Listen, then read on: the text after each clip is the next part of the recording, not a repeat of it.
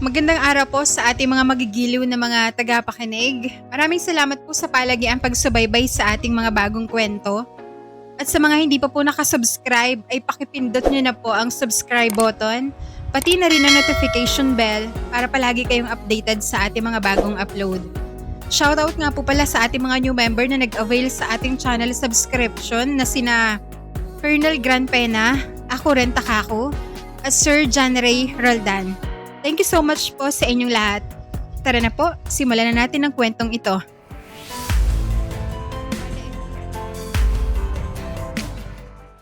Sa isang maliit na baryo, kilala sina Zara at Lola Bising bilang mahuhusay na antingera. Hindi lang sila basta nakikipaglaban sa mga aswang. Bagkos ay ginagawa din nilang hanap buhay ang kanilang pagiging mahusay sa larangan ng pakikipaglaban sa mga nilalang ng dilim. Tulad na lamang ng aswang, tikbalang, tiyanak, at ng iba pa. Kung saan saang baryo na sila napadpad para lang makipag-atake sa mga aswang. Bawat masasamang nilalang na kanilang napapaslang ay may kaakibat na pera bilang gantimpala sa kanilang katapangan. Sara, tawagin mo nga ang lola mo. May naghahanap sa kanya sa labas. Apa, Nay, pupuntahan ko na po siya sa kusina. Agarang tinungo ni Sara ang daan patungo sa kanilang kusina. Naratnan niya si Lola Bising na abalang nagpapainit ng tubig para sa kanyang kape. Pakanta-kanta pa ito habang paminsan-minsan na hinihipan ng apoy. Lola Pising, itigil mo po muna yan. At bakit naman, Sara? Alam mo namang kaping-kape ng matandang ito. Kanina ko pa hinihintay na kumulo ang tubig. Ang ibig ko pong sabihin, iwanan mo muna ang ginagawa mo. May naghahanap daw sa'yo sa labas ang sabi po ni Inay. Aba, sino naman kaya naghahanap sa akin? Nako, baka manghihiram na naman yan ng pera. Ikakaubos lang ng pera ko kanina. Ang mabuti pa, harapin mo lang ang bisita mo, Lola Pising. Malay mo, panibagong trabaho na naman yun. E di may pagkakakitaan na naman po tayo. Ayo nga no, baka tama ang iniisip mo. Apo, kating-kating na kasi ang kamay ko na makahawak muli ng pera. Si Lola naman, masyado nagpapahalata na mukhang pera. Kung nga ka sa'yo, lumabas ka na bago pa mainip ang bisita mo sa kakahintay sa'yo. Oo na, heto na, lalabas na. Ikaw na munang bahala sa ginagawa ko, Sara. Sige po, La. Pagbalik mo, nakahanda ng mainit na tubig. Gusto ko yan. Oho na kasi ako sa kape. Medyo sumasakit na rin ang ulo ko. Naglakad na ang matanda patungo sa labas ng kanilang bahay. Bumungad sa kanya ang dalawang babae, isang ina at isang dalagita. Abala silang nakikipag-usap kay Aling Welma habang hinihintay ang kanyang pagdating. Oh, nandito na pala ang nanay kong antingera. Maiwan ko muna kayo para makapag-usap kayo ng maayos. Sige ho, maraming salamat. Umalis na si Aling Welma at si Lola Bising ang pumalit sa pwesto ng kanyang inuupuan. Ngumiti siya sa kanyang mga bisita at magalang na nagsalita. Magandang umaga mga inaeng. Anong maipaglilingkod ko sa inyo? Magandang umaga rin sa Lola Bising. Ako nga pala si Romina. At ito naman ang anak kong si Juana. Kaya ho kami naparito dahil kailangan namin ng tulong mo. Alam ko na magaling kang antingera, kaya siguradong matutulungan mo kami. Ano bang problema niyo, Romina? May tiyanak kasi na pabalik-balik sa labas ng bahay namin. 3 gabi na kami na hindi nakatulog ng maayos. Paano ba naman kasi? Bigla-bigla na lang nagugulat ang tiyanak. Akala ko nga ba tayo na umiiyak. Pero nang puntahan ko, abay, halimaw naman ang mukha. Muntik na nga akong masaktan kung hindi lang ako nakatakbo pabalik sa loob ng bahay namin. Ano gusto niyo mangyari sa nilalang na yon? Kung pwede sana, paslangin niyo ang tiyanak na yon. Mahirap na. Baka maunahan niya pa kami. Handa ho kami magbayad ng malaking halaga. Basta magiligtas lang ang buhay namin. Gabi-gabi kasi nagpaparamdam ang nilalang na yun eh. Mukhang may masamang binabalak. Maawa naman kayo sa amin, Lola Bising. Ikaw na lang ang pag-asa namin. Baka mahimatay pa si Inay kapag nagparamdam na naman ang tiyanak mamayang gabi. Baka sa mukha ng mag-ina ang takot at pag-aalala kahit nakaupo sila ay halata na hindi pa rin kumakalma ang kanilang isipan. Sige, akong bahala sa kaligtasan niyo. Bibigyan ko ng leksyon ng nilalang na yon. Naku, maraming salamat po talaga Lola Bising. Huwag ka mag-alala. Hindi ka malulugi sa halaga ng pera na ibibigay namin sa'yo kapag natulungan mo na kami. O siya, sige, kayo nang bahala sa presyo. Siya nga pala, ano oras ka pupunta sa bahay niyo? Maaga pa naman kasi ngayon. Mamayang hapon na lang Aling Bising. Sa gabi pa naman nagpaparamdam ang tiyanak eh. Gustong gusto niya talagang takutin kami kapag kumakagat na ang dilim. Siguro tuwang-tuwang nilalang na yun kapag nakikita niya kaming kinikilabutan sa iyak niya. Huwag kayong matakot sa tiyanak. Mas gaganahan sila magparamdam sa inyo kapag alam nila na takot kayo sa kanya. Hindi naman sapat ang aming lakas para kalabanin ng nilalang na yon. Kung antengera nga lang ako. Abay matagal ko na sanang tinuldo ka ng buhay niya. Hayaan niyo, may oras din ang tiyanak na yon. Tingnan lang natin kung papalag pa ba siya sa akin. Hindi na yun papalag sa'yo, Lola Bising. Ikaw na yan eh. Wala pa yatang masamang nilalang na nakatalo sa'yo. Pahayag ng dalaga. Pagkatapos nila mag-usap, ay nagpaalam ng mag-ina. Sinabi na rin nila kay Lola Bising kung saan ang kanilang bahay. Nang makaalis ang dalawa, bumalik na ang matanda sa kusina. Ano ang balita, Lola? Na may bayaya na naman ba? May dalawang babae nagpunta sa akin. Nagpapatulong sila sa akin dahil takot daw sila sa tiyanak. Gabi-gabi raw na nagpaparamdam sa labas ng bahay nila. Oh, sabi na nga eh. Bagong trabaho na naman. Isama mo ako, Lola. Tatapusin natin ang buhay ng tiyanak na yun. Syempre naman. Kailan pa ba kita hindi isinama, Sara? Alam mo naman na partner tayong dalawa. Siya nga pala. Ipagtimpla mo ako ng kape. Sige po, Lola Pising. Tamang-tama. Kumukulo na ang tubig. Maupo ka lang po dito, Lola. Akong bahala po sa'yo. Mabilis na kumuha ng tasa ang batang si Sara. Ipinagtimpla niya ng kape ang kanyang Lola Bising. Tuwang-tuwa naman ang matanda sapagkat nakahigop din siya ng kape. Nakasanayan na kasi nito na magkape tuwing sasapit ang umaga. At bago matulog, tila ba hindi masigla ang buhay ng matanda kapag walang pares ng kape. Ang sarap talaga ng buhay kapag may kape. Kahit walang bigas, basta may kape. Aba, masaya ng matandang ito. Masiglang nagkakape ang matanda habang kumakain ng nilagang kamote. Ilang sandali pa, nagpaalam sa kanya si Sara. Papasok muna ako sa kwarto, Lola. Kakamistahin ko lang si Tala. Hindi pa siya nakikising. Inang oras na Ang imbing naman matulog ng kapatid ko. Sige Sara, gisingin mo na ang kapatid mo para makapag-almasal na siya. Nako, hindi pwedeng tulog lang siya ng tulog. Delikado yan kapag walang laman ng tiyan niya. Kaya nga gigisingin ko po siya para makakain na siya. Naku, grabe talaga matulog ang babaeng yun. Akala mo ba naman na ipinanganak na may gintong kutsara si Pipig? Si Tala ang nakababatang kapatid na Sara. 8 taong gulang pa lamang ito. Samantalang si Sara naman ay 9 na taong gulang na. Kung gaano katapang si Sara, ay kabaliktaran naman si Tala. Takot na takot siyang humarap sa mga aswang. Kaya naman ay kaagad siyang nagtatago sa loob ng kanilang bahay sa tuwing sasapit ang dilim na pinaniniwala ang paboritong oras ng mga masasamang nilalang. Tala, abay kising na. Mataas ang sikat ng araw sa labas. Nasa Singapore na ang iba. Tapos ikaw, nasa higaan pa rin. Nabulabog ang mahimbing na tulog ni Tala dahil sa sunod-sunod na sigaw ng kanyang ate. Napabalikwa siya sa kama at napakamat na lamang sa kanyang ulo. Hindi maitago ng kanyang mukha ang pagkairita. Ang ingay-ingay naman ng bunganga mo, Ate Sara.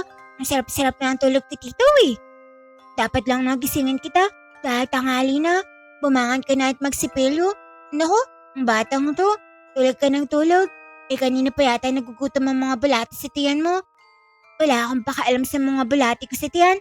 Mas masarap ang matulog kaysa sa kumain. Ikaw talaga, Tala. Ang hilig mong matulog. Palagi na lang kitang ginigising tuwing umaga. Kapag hindi ka nagbago, abay magtatampo na talaga ako sa'yo. Hindi na kita bibilan ng tinapay kapag nagkapera kami ni Lola. Bigla namang sumimangot si Tala matapos niyang marinig ang inusal na Sara. Tumingin siya sa mukha ng kanyang kapatid. Seryoso itong nakatitig sa kanya at parang dragon ng mukha. Sorry na ate, wala nga yun. Gigising na ako ng maaga basta wag ka lang magtampo sa akin. Baka mamaya, wala na akong matanggap na tinapay galing sa'yo. Sigurado ka ba sa sinabi mo? gigising ka na ng maaga. Naman ate, parang duda ka pa sa akin syempre, kakayanin kong magising ng maaga para palagi akong makatikim ng tinapay mula sa'yo. Alam mo naman na paborito ko talaga ang tinapay, lalo na ang pandesal. Ay naman pala mabalis ka naman palang kausap. Siya, ayusin mo na ang higaan mo at magpunta ka na sa kusina. Hinihintay ka na ni Lola. Kaagad namang tumalima si Tala sa utos ng nakakatanda niyang kapatid. Inayos niya ang kanyang higaan bago dumiretso sa kusina. Samantalang, naiwan naman si Sarah sa loob ng silid. Kailangan ko na pala maganda para mamaya. Kailangan magtagumpay namin mapaslang ang tiyanak na yun. Kinuha ni Sarah ang buntot ng pagi, pati na ang patalim na may basbas ng orasyon. Sinuri niya ito ng maigi kung epektibo pa bang panlaban sa mga masasamang nilalang. Mapuril na pala ang patalim ni Lola. Kailangan ko na itong hasain para siguradong walang takas ang tiyanak kapag tinamaan. Mabilis na kumilos ang batang si Sarah.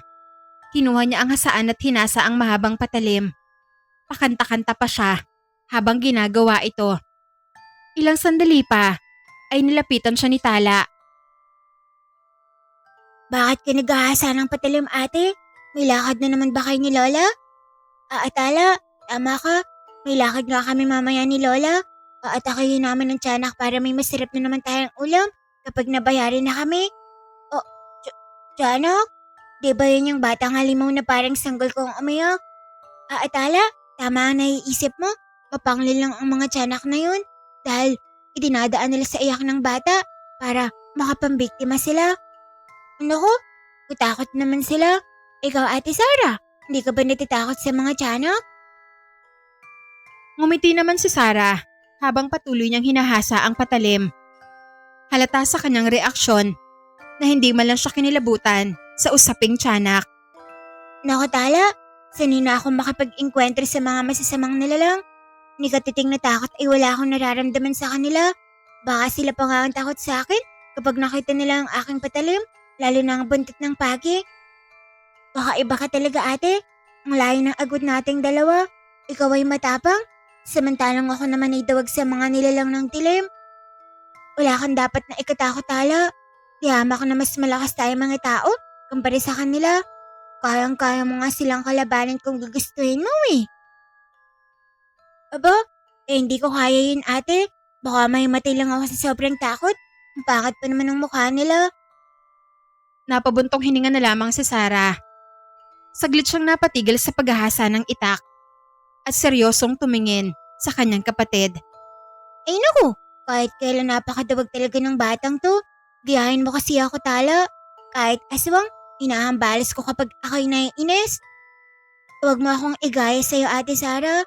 Kahit kailan, hindi ko pinangarap makapag-atake sa mga masasamang nilalang. Magagawin lang nila akong pagkain, matakaw pa naman sila. Sige, ipagpatuloy mo lang ang karuwagan mo Tala. Basta ako, hindi ko aatrasan ng mga nilalang na yun. The best ka talaga ate, ang tapang-tapang mong babae. Asya, maiwan na muna kita dahil magpapangan muna ako sa labas. Mukhang binapanas na naman ako sige, dun ka muna sa labas. Para walang sikapal sa ginagawa ko. Mahirap na, baka mapalpak pa ang mga plano namin ng Lola. Pagkaalis ni Tala ay siya naman pagdating ni Lola Bising. Agarang napangiti ang matanda nang matanaw nito ang ginagawa ni Sarah. Aba, mukhang naghahanda na ang aking matapang napo.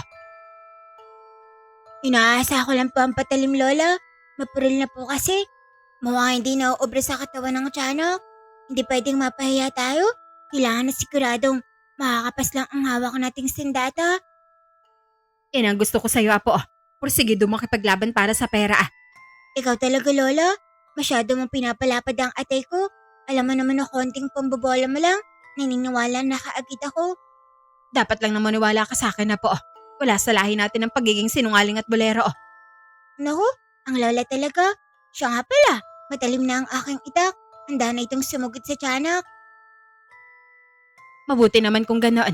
Nakahanda na rin ang ibang sibat at medalyon. Wala nang palag sa atin ang tiyanak na yon. Ikaw po Lola, handa na rin ba ang sarili mo? Palagi naman akong handa, Apo. Kahit anong oras, handa akong sugurin ng mga masasamang nilalaang. Inang Lola ko, napakatapang na matanda. Nagmana yata ako sa'yo, Lola. Sumang-ayon naman si Lola Bising sa winika ng kanyang apo. Nagpatuloy sila sa pag-iisip hanggang sa natapos ni Sarah ang paghahasa ng patalim. Isinantabi niya na muna ito at tininandahan kanyang sarili para sa laban na kanilang kakaharapin pagkagat ng dilim. Bandang 4:00 ng hapon, nagsimula nang maglakbay sina Sarah at Lola Bising patungo sa bahay nila Romina. Mainit namang sinalubong ng mag-ina ang kanilang pagdating. Salamat at dumating na kayo, Aling Bising. Kanina pa kami kinakabahan ng anak ko. Padilim na kasi ng padilim ang paligid. Hindi magtatagal. Magpaparamdam na naman ng mga tiyanak. Mabuti naman kung magparamdam ka agad siya para matapos na ang buhay niya. Hindi na dapat pinapatagal sa munduan tulad niyang nilalaang. Tayo na ho sa loob bago pa dumating ang halimaw na yon. Naku, kinikilabutan na kagad ako. Wala kang dapat ikatakot. Tama po ang lola ko. Wala kang dapat ikitakot, Aling Romina. Kami na ni Lola ang bahala sa tiyanak na yun. Pumasok na sila sa loob ng bahay at saka umupo sa upuang nagawa sa kahoy.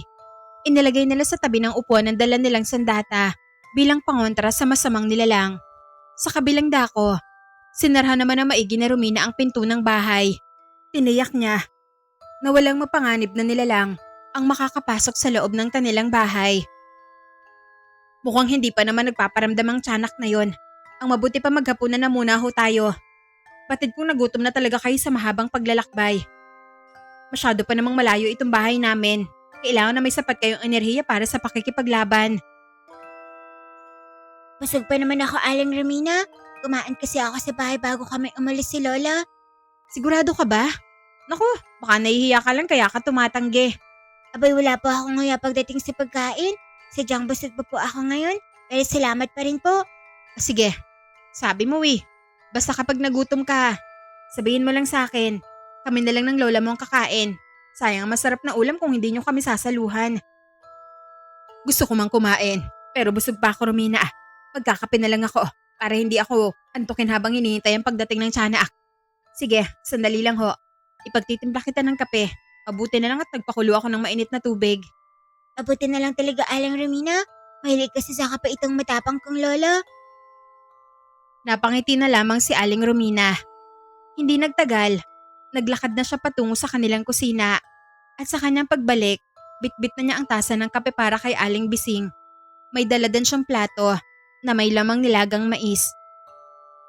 Eto ng kape mo, Aling Bising. Nagdala na rin ako ng nilagang mais. Kumain na kayo ng apo mo. Salamat talaga, Romina. Halika, Sarah. Sabayan mo akong kumain ng nilagang mais. Alam kong paborito mo ito.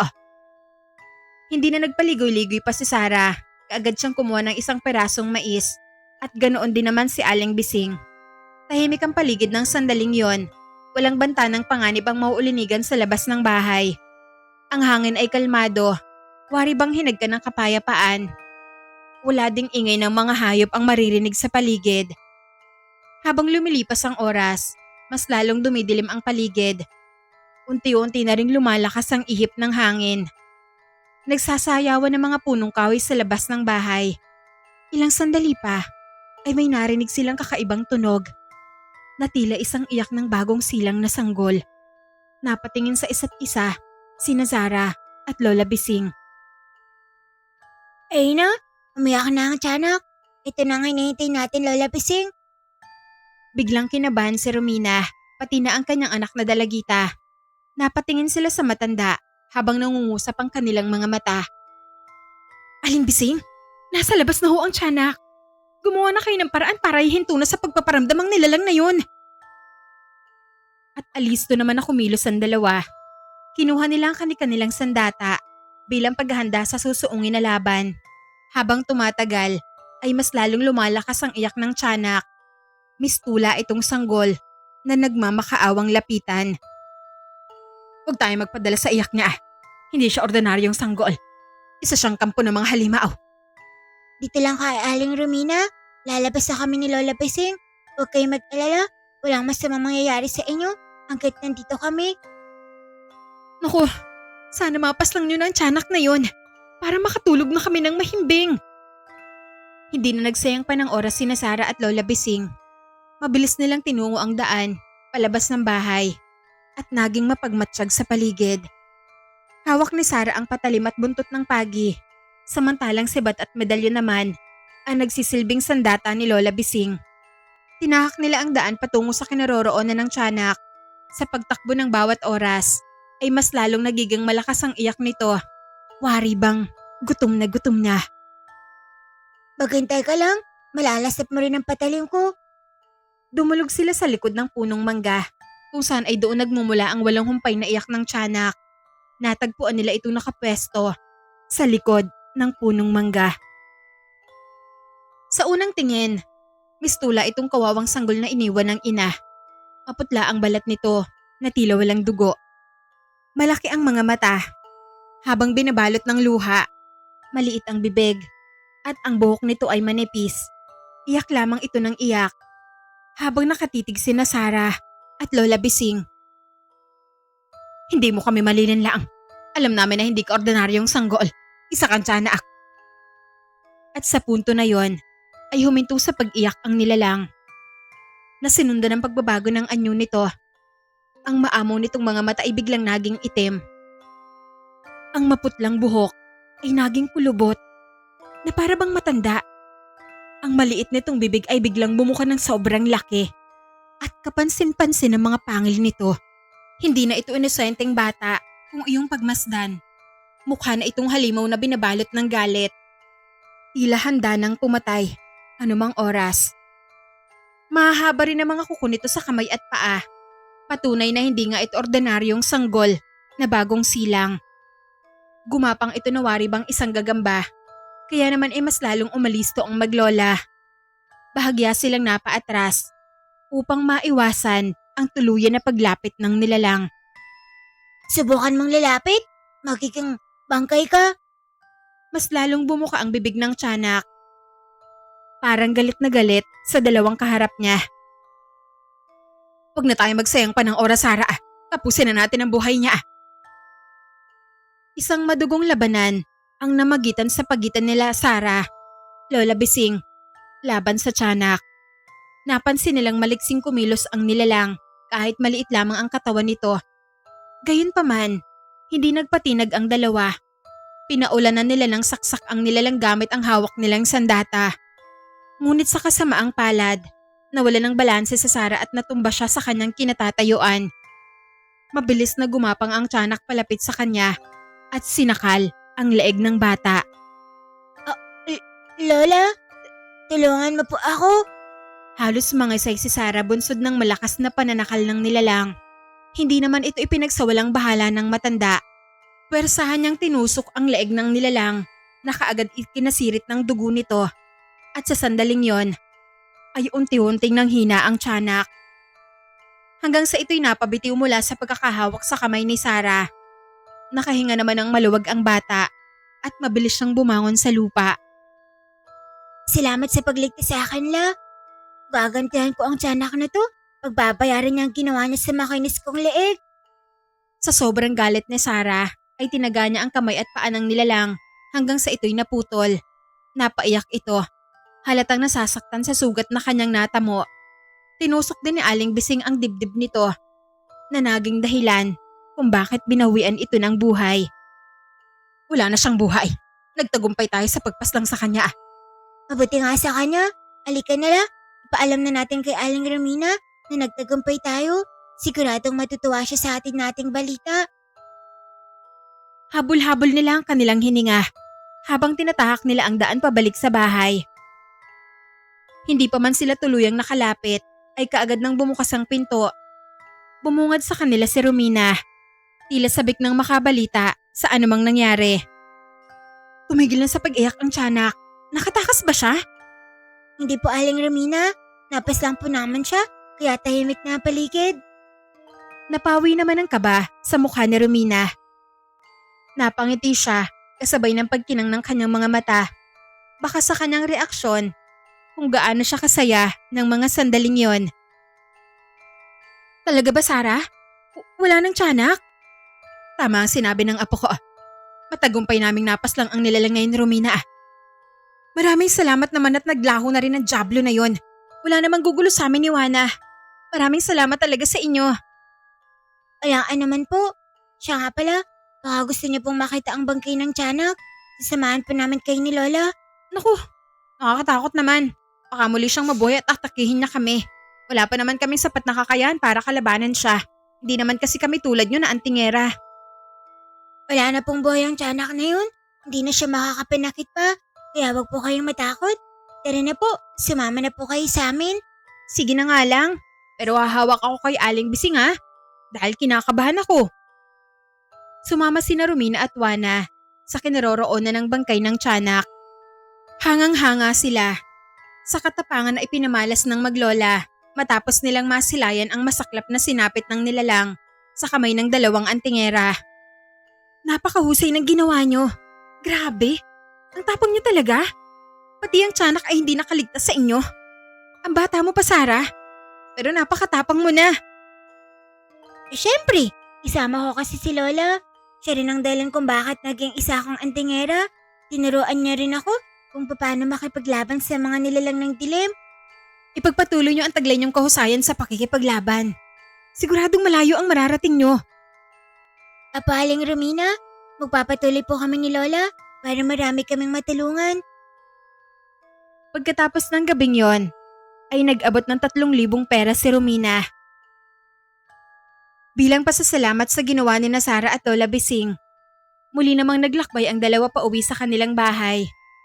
Pagkarating nila, ay kaagad na lumapit si Sara sa kanyang ina. Nanay, nakakita mo ba kung anong hawak ko? Wow, 3,000? Ibig sabihin, nagtagumpay kayong paslangin ng tiyanak? Ganun na nga, Nay. Sinimplahan lang naman ni Lola. Ayun, hindi na humihingi ang tiyanak. Ang galing nyo naman. Mabuti naman kung ganon. May pambili na tayo ng ulam. Po, Nay. Ikaw na po ang balang mag-budget nito. Huwag mo kalimutang bumili ng tinapay, ha? Baka magtampo pa si Tala kapag walang tinapay. Alam mo naman na mahilig si tinapay ang kapatid ko. Mahal na mahal mo talagang kapatid mo, no? Syempre naman, Nay. Hindi pwedeng walang tinapay dahil baka iyak pa si Tala. Nagpahinga muna si Sara sa loob ng kanilang silid sapagkat napagod ang kanyang katawan. Tala, halika. Utusan muna kita dahil pagod pa ang kapatid mo. Kaagad naman na lumapit si Tala kay Aling Wilma matapos niyang maulinigan ng winika nito. Bakit po, Nay? Tala, pumunta ka nga muna sa tindahan. Bilan mo ako ng itlog. Wala na kasi tayong ulam, kaya itlog na lang muna. Ang layo naman ng tindahan, Nay. Huwag mo sabihing tinatamad ka. Hindi naman si tinatamad ako, Nay. Natatakot lang po ako maglakad na mag-isa. May malaki pa namang puno ng balete sa daan. Papunta sa tindahan na Aling Perla. Napabuntong hininga na lamang si Aling Wilma dahil sa tinura ng kanyang bunsong anak. Kilalang kilala niya ito at alam niya ang kahinaan ni Tala. Naku, ayan ka na naman sa pagiging duwag mo. Tala, umaga naman ngayon na. Walang aswang na magpapakita sa'yo sa daan. Kahit umaga, abay takot pa rin ako, Nay. Mabuti sana kung magkasama kami ni Ate Sara. Pagod ang ate mo. Huwag mo muna siyang istorbohin. Sumimangot si Tala. Halata sa kanyang mukha na hindi siya masaya. Di mag-isa lang talaga akong bibili, Nay. Oo naman anak. Alam nga namang isama mo pa ako. May ginagawa pa ako rito oh. Sige na, bumili ka na. Wala namang aswang sa daan eh. Natatakot pa rin ako, Nay. Ano bang gusto mo Tala? Ang magpalaman sa takot o mahimatay sa gutom? Sige na nga lang. Lalabanan ko ng takot ko para may ulam na tayo. Akin na po ang pera, Nay. Bibili ka din naman pala. Ang dami mo pang arte. O eto ng pera. 4 na itlog ang bilin mo ha. Apo, Nay. Malungkot na umalis ng bahay ang batang si Tala. Bawat hakbang niya ay naroon ng kaba sa kanyang dibdib. Mainit ang sikat ng araw. Ngunit hindi pa rin siya makatakas sa takot. Likas na sa kanyang pagiging duwag. Kahit konting kaluskos lang, ay parang mahihimatay na siya sa takot. Palagi niyang iniisip na hindi ligtas ang paligid, kahit saan man siya magpunta. O kahit anumang oras. Grabeng pagsubok naman to sa buhay. Napag-utusan pa talagang bumili ng mag-isa. Kakainis kasi ang mga alaga naming inayang manok. Ang tagal namang mga itlog. Kung maitlog lang sila, eh di hindi sana ako nautusin ngayon. Eh naku, kinakabahan na naman ang puso ko. Sana wala akong makasalubong na aswang. Hindi mapakali si Tala habang tinatahak niya ang daan. May bahagi na walang mga kabahayan sa paligid, kaya naman ay mas lalo siyang kinilabutan. Nanginginig ang kanyang mga tuhod at ramdam niya ang mabilis na kabog ng kanyang puso. Kailangan ko magmadali. Wala pa namang mga bahay rito. Kawawa talaga ako kapag inatake ako ng aswang. Walang tutulong sa akin. Tatakbo nila nga ako. Halos liparin niya ang daan para lang mapabilis ang pagdating niya sa tindahan ni Aling Perla. Pagkaraan ng ilang minuto, nakarating siya sa tapat ng isang balete, ang lugar na labis niyang kinatatakutan. Eto na naman ang puso ko. Parang may mga kabayang nagtatakbuhan sa loob. Maya-maya, nakarinig siya ng kaluskos mula sa puno ng balete. Bahagya siyang napaatras at napahinto. Ano ba yun? May aswang ba riyan? Huwag mo naman akong kainin ha. Maawa ka naman sa batang tulad ko. Hindi naman ako masamang bata eh. Mas lalong lumakas ang kabog ng kanyang puso. Hindi nagtagal, huminto rin ang kaluskos. Nakahinga ng malalim si Tala. Pumugot siya ng lakas at kumaripas ng takbo. Hingal na hingal siya nang makarating siya sa tindahan. Ano nangyari sa Tala? Bakit ang bilis ng takbo mo papunta sa tindahan ko? Hinabol ka ba ng aso? Hindi po Aling Perla. Natatakot lang po ako dahil nakarinig ako ng kaluskos malapit sa puno ng balete. Takot na takot po ako Aling Perla. Nako, mga hayop lang yon o kaya ay insekto. Parang hindi naman eh. Aswang siguro yun. Bahagya namang natawa si Aling Perla sa tinuri ng bata. Kitang-kita niya sa mukha ni Tala na tunay ngang natatakot ito. Namumutla din ang mga labi nito bunsod ng takot. Walang aswang sa lugar natin, Tala, kaya walang dahilan para matakot. Ano mang tunog na narinig mo kanina ay lika lamang yun ang mga hayop sa paligid. Ganun po ba? Bakit maraming aswang na napapasang sina Ate Sara at Lola? Sa ibang baryo yon. Alam mo naman kung saan saang baryo na nakarating ang dalawang yon. Para lang makipag-atake sa mga aswang. Marami kasi mga aswang sa ibang baryo. Pasalamat nga tayo. Walang aswang na naliligaw sa lugar natin. Mabuti naman kung ganun Aling Perla. Medyo nakahinga tuloy ako ng malalim. Siya nga pala. Pabili po ng 4 na itlog. Ito po ang bayad ko. O sige, saktong-sakto. 4 na itlog na lamang natira sa tindahan ko. Pagkatapos bumili ni Tala ay muli nga siyang naglakbay. Pabalik sa kanilang tahanan. Wala pa rin nagbago sa kanyang nararamdaman. May takot pa rin sa loob ng kanyang puso habang tinatahak niya ang kahabaan ng daan. Bawat kilos niya ay maingat at mapagmatsyag. Kaunting tunog lang mula sa mga kakahuyan ay kaagad siyang napapalingon. Ang hirap pala kapag hindi ka matapang. Parang aatakein ako sa sobrang takot. Sana katulad din ako ni Ate Sara. Ang tipong matapang, malakas ang loob, at hindi umaatras sa mga nilalang ng dilim. Sa kanyang paglalakad ay nakasalubong niya ang bata na si Paula. Napahinto ito upang kausapin sandali si Tala. Ay Tala, ikaw pala yan? Imala, lumabas ka na mag-isa. Grabe ka naman sa akin, Paula. Siyempre, inutusin ako ni nanay. Natural na susundin ko ang utos niya. Ngayon lang kasi kita nakitang lumabas sa mag-isa eh. Palagi mo kasing kasama ang Ate Sara mo. Kapag bibila ka, hindi kayo mga ngangay sa gubat. Sa bagay, dawag ka nga pala Tala. Inirapan naman ni Tala si Paula dahil sa inis. Hindi niya nagustuhan ang mga salita na lumabas sa bibig nito. Huwag mong sabihing magagalit ka sa akin. Totoo naman ah. Totoong dawag ka Tala. Walang-wala ka sa Ate Sara mo. Balita ko nga, nakapas lang na naman daw sila kagabi ng tiyanak. Hanga talaga ka sa ate mo. Napakatapang niyo. Sanay ka nun ka rin Tala. Pero hindi. Dawag ka pa sa lahat ng mga tuwag. Mistulang patalim ang mga salita na binitiwan ni Paula. Nagdulot ito ng sakit sa puso ni Tala.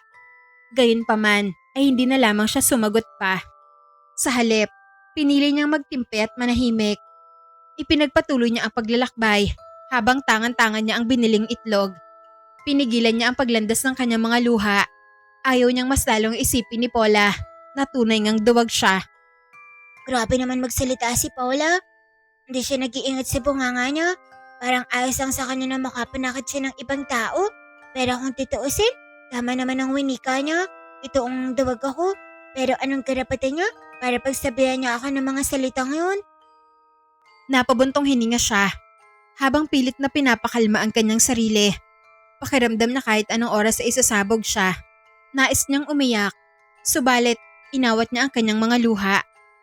Naku, buhay nga naman. Ang daming paka-elemere sa mundo. Nagtagumpay siyang pigilan sa paglandas sa mga luha niya hanggang sa siya ay nakarating na sa kanilang bahay. Anak, bakit nakasimangot ka? Nagtatampo ka pa rin ba dahil inutusan kitang bumili ng itlog? Hindi po, Nay. Bakit ganyan ang mukha mo? Parang pasan-pasan mo ang mundo ah. Nalulungkot lang po ako, Nay. Si Paula kasi, sinabihan niya akong tawag. Walang-wala raw ako sa katapangan ni Ate Sara. Ang sakit niya magsalita, Nay. Bakit kaya gano'n naman si Paula? Hayaan mo siya, Tala. Huwag mong dibdibin ang mga sinabi niya. Lahat naman tayo ay may kanya-kanyang kalakasan at kahinaan. May mga bagay na hindi mo kayang gawin pero kaya ng iba. At may mga bagay din na hindi kayang gawin ng iba. Pero kayang-kaya mo. Kaya huwag kang malungkot. Anak, lahat tayo ay may kanya-kanyang natatanging kakayahan. Napangiti si Tala. Tila ba may hatid na hiwaga ang mga salita ni Aling Wilma. Salamat at nagdulot ito ng pagkalma. Unti-unting gumana ang bigat na nakadagan sa kanyang dibdib at nagawa niya ng ngumiti. Salamat sa mga salita mo, Nay. Dahil sa'yo, gumaan ang pakiramdam ko.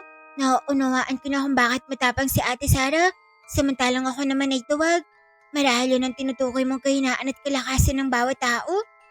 Masaya ako na nagawa kong pagaanin ng loob mo, anak. O siya, ibigay mo na sa akin ng itlog. Magluluto na ako at na makakain na tayo. Pagkatapos magluto ni Aling Wilma, ay pinagsaluhan na nila ang masarap na pananghalian. Kasalo nila, sina Zara at Lola Bising. Nang sumapit ang takip silim, kaagad na tinungo ni Tala ang kinaroroonan ng kanilang pinto. Sinarhan niya ito ng maigi, pati na ang kanilang bintana. Matagal niya nang ginagawa ang bagay na yon sa tuwing kumakagat ang dilim. Hindi niya hinahayaang nakabukas ang kanilang pinto at bintana sapagkat naniniwala siya na maraming mga masasamang nilalang ang gumagala kapag gabi. Bakit mo naman sinasara ng bintana, Tala? Masyado pang maaga. Mag-iigib pa nga ako sa ilog. Alisto siyang napalingon ng maulinigan niyang boses ng kanyang kapatid. Natanaw niya itong nakatayo habang nakatitig sa kanya at wari bang napipikon sa kanyang ginagawa. Pasensya na, Ate Sara. Unti-unti na kasing dumidilim ang paligid. Delikado na kapag ganitong oras. Kailangan na nakasarado na ang ating binto at bintana. Naku, masyado ka namang nagmamadali. Huwag ka mag-alala, walang aswang ang papasok sa bahay natin. At kung meron man, lagot sila sa amin ni Lola Basing. Sirami ng mga sandata namin. Imposibleng mabuhay pa sila. Kumuha si Sara ng 2 balde at binuksan ang pinto. Hindi naman naiwasan ni Tala na mag-alala para sa kanyang ate, lalo na at mag-isa lamang ito na papunta sa ilog. Lalabas ka ngayon, Ate Sara? Naman, Tala. Ubus na kasi ang tubig natin. Kailangan ko magugas ang katawan bago matulog. Mabanas pa naman ngayon. Naku, huwag ka na pong lalabas. Padilim na ng padilim ang paligid, ate. Pakakainin ka pa ng aswang. Di mawawalan ako ng ate. Tinawanan lamang ni Sara ang winika ni Tala. Wala siyang naramdaman, ni kahit katiting na takot.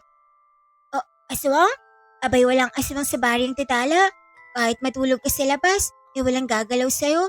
Nasa ibang baryo ang mga aswang, kaya wala tayong dapat na ikatakot. Pero malay natin, baka maligaw sila sa baryo natin, ate. Tapos dito sila mambibiktima, di kawawa tayo. Kung sakaling lulusob man sila sa baryo natin, Tala, abay hindi namin sila aatrasan ni Lola. Asya, aalis na ako. Tala, nangangati na ang katawan ko eh. Kailangan ko ng kumain ng tubig. Baka gusto mong sumama. Halika, samahan mo ako, kapatid. May halo naman pangaasar sa mukha ni Sara. Alam niya ang kahinaan ng kanyang kapatid at batid niya na hindi ito papayag sa kanyang nais. Ayaw ko. Ikaw na lang mag-keep, ate. Damay mo pa talaga ako kapag kinain ka ng mga aswang. Naku, kahit kailan, matatakotin talaga ang batang to. Dito ka na nga lang, aalis na ako. Magdala ka ng sandata, ate. Kahit patalim lang, para may panlaban ka kung sakaling sigurin ka ng aswang. Di na kailangan tala. Marunong naman ako makapaglaban kahit walang nakahandang sindata eh. Tikil pa sa akin ng mga aswang na yun. Walang pag-aalinlangan na umalis si Sarah kahit padilim na ang paligid. Napahanga na lamang sa kanya si Tala. Ang tapang-tapang talaga ng ate ko. Kakaiba yata ang dugong nananaliti sa kanya. Tala, nasaan ang kapatid mo? Pumunta po siya sa ilig na. Nag-igib ng tubig. Bakit hindi ka man lang sumama? Ayoko po. Matakot namang lumabas kapag gantong oras. Wala ka namang dapat ikatakot dahil kasama mo naman ang ate mo. Magaling yun makipaglaban sa mga nilalang ng dilim. Oo nga po, pero mas nangingibabaw po rin ang takot ko. Makalipas ang ilang minuto, ay nakabalik na din si Sarah. Bitbit nito ang 2 balde na may lamang tubig, ni hindi malang ito nabibigatan sa kanyang dala. Oh, lakas pa naman ate. Kayang-kaya mo palang 2 balde ng tubig.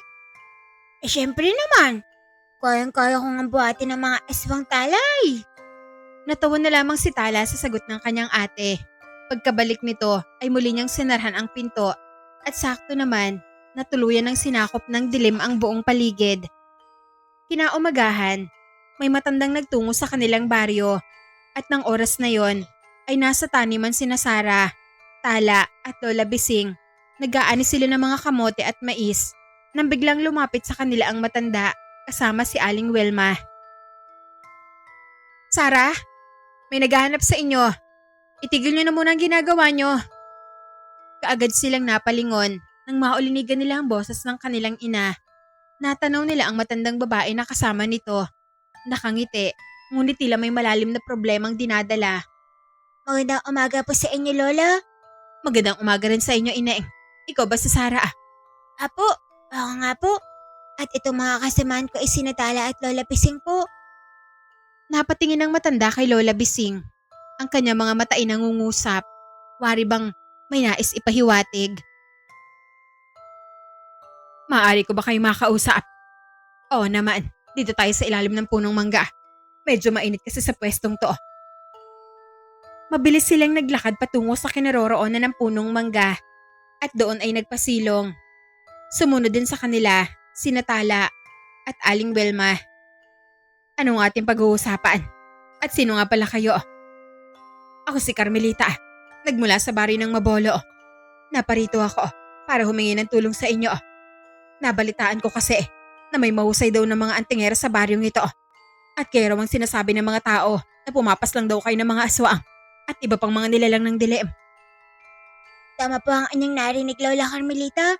Hindi namin pinapalampas si Lola Bising ang mga masasamang nilalang na maaaring magdala ng panganib sa buhay ng mga tao. Muling sumilay ang ngiti sa labi ni Lola Carmelita.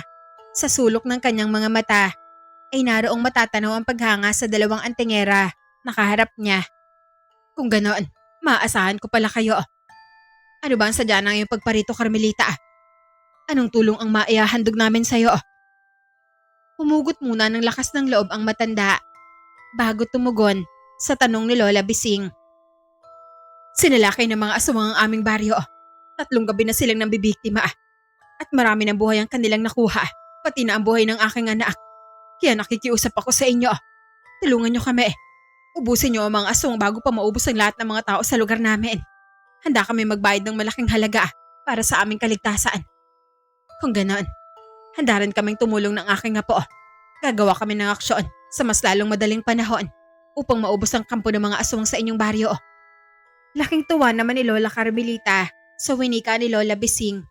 Kita niya sa mukha ng antingerang matanda ang katapangan at kagustuhang iligtas ang kanilang baryo. Maraming salamat kung ganoon. Mahal na antingera. Pero nais kong ipaalala sa inyo, kailangan niyo maging handa sapagkat hindi basta-basta ang angka ng mga aswang na inyong kakalabanin. Sanay na kami sa laban, Carmelita. Kahit anong angas nila, hindi kami titiklo. Halata namang matapang at mahusay kang antingera, Bising. Pero wag ka ring magpakampante dahil ang aswang na inyong makakalaban ay higit na marasa lahat ng mga aswang na dumaan sa inyong kamay. Saglit na napatigil si Lola Bising. Aminado siya sa kanyang sarili na ikinagulat niya ang kanyang naulinigan. Ngunit hindi niya ipinahalata na kinakabahan siya.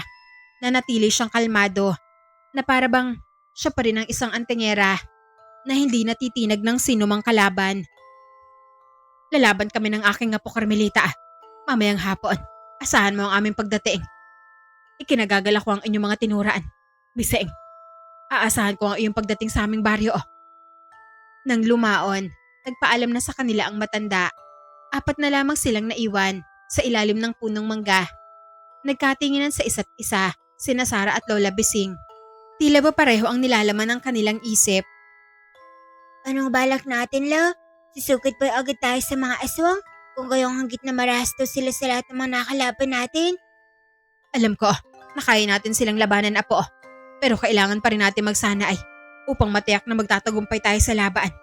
Hindi pwedeng mapahiya tayo kay Carmelita, lalo na sa buong baryo ng Mabolo. Ang sabagay, tama ka naman, Lola. Kailangan natin maging handa para hindi tayo sasablay. Mahusay na antangera pa naman ang tingin sa atin ng mga tao. At ayaw ko pong madungisin ang ating pangalan. Bukas na lang natin ipagpatuloy ang pag-aani ng mais at kamote. Gamitin natin ang natitirang oras para sa pagsasanaay. Apala, tayo na po. Hindi na sila nagsayang pa ng oras. Nagtulungan sila sa pagbitbit ng mga inanin nilang mais at kamote. Habang tinatahak nila ang daan pauwi sa kanilang tahanan, kinausap ni Tala ang kanyang kapatid na antingera. Sikat na talaga kayo, ate. Marami na ang damadaya rito para humingi ng tulong sa inyo. Tunay nga na mahusay kayo sa pakikitigma. Napangiti si Sara. Masaya siya sa kanyang naulinigan mula sa kanyang kapatid. Nais mo rin ba na maging katulad namin ni Lola? Naku, sa dawag kong ito, ate, hindi ako bagay na maging isang antingera. Mga matatapang lang ang pwedeng maging antingera. Kagaya nyo, ate. Baka atras lang ako kapag nakaharap na ako sa mga aswang. Kung dawag ka ngayon, hindi ibig sabihin na habang buhay ka magiging dawag, Tala. May paraan para magkaroon ng solusyon sa iyong kahinaan. O, anong solusyon, ate? Napaka-inosente ng mukha ni Tala. Habang sinasambit niya ang tanong na yon, kita sa kanyang mga mata ang kuryosidad. Magiging matapang ka kung gugustuhin mo, kapatid. Natutuhan naman ang lahat ng bagay. Pero sa iyong sitwasyon, ang unang hakbang na gagawin mo ay huwag matakot sa tilim. Ituri mo ang iyong sarili bilang mas malakas kumpara sa mga nilalang na kinakatakutan mo sa iyong isip. Pero, ang hirap naman, ate. Tuwing sasapit ang dilim, kaagad ko na iisip na may mga masasamang nilalang na nakatingin sa akin. Kailangan mong baguhin ang ganyang pag-iisip. Tala, huwag ka magpapadayag sa takot dahil mas lalo kang paglalaroan ng ibang nilalang. Bilis-bilisan niyo ang paglalakad. Lalo ka na, Sara.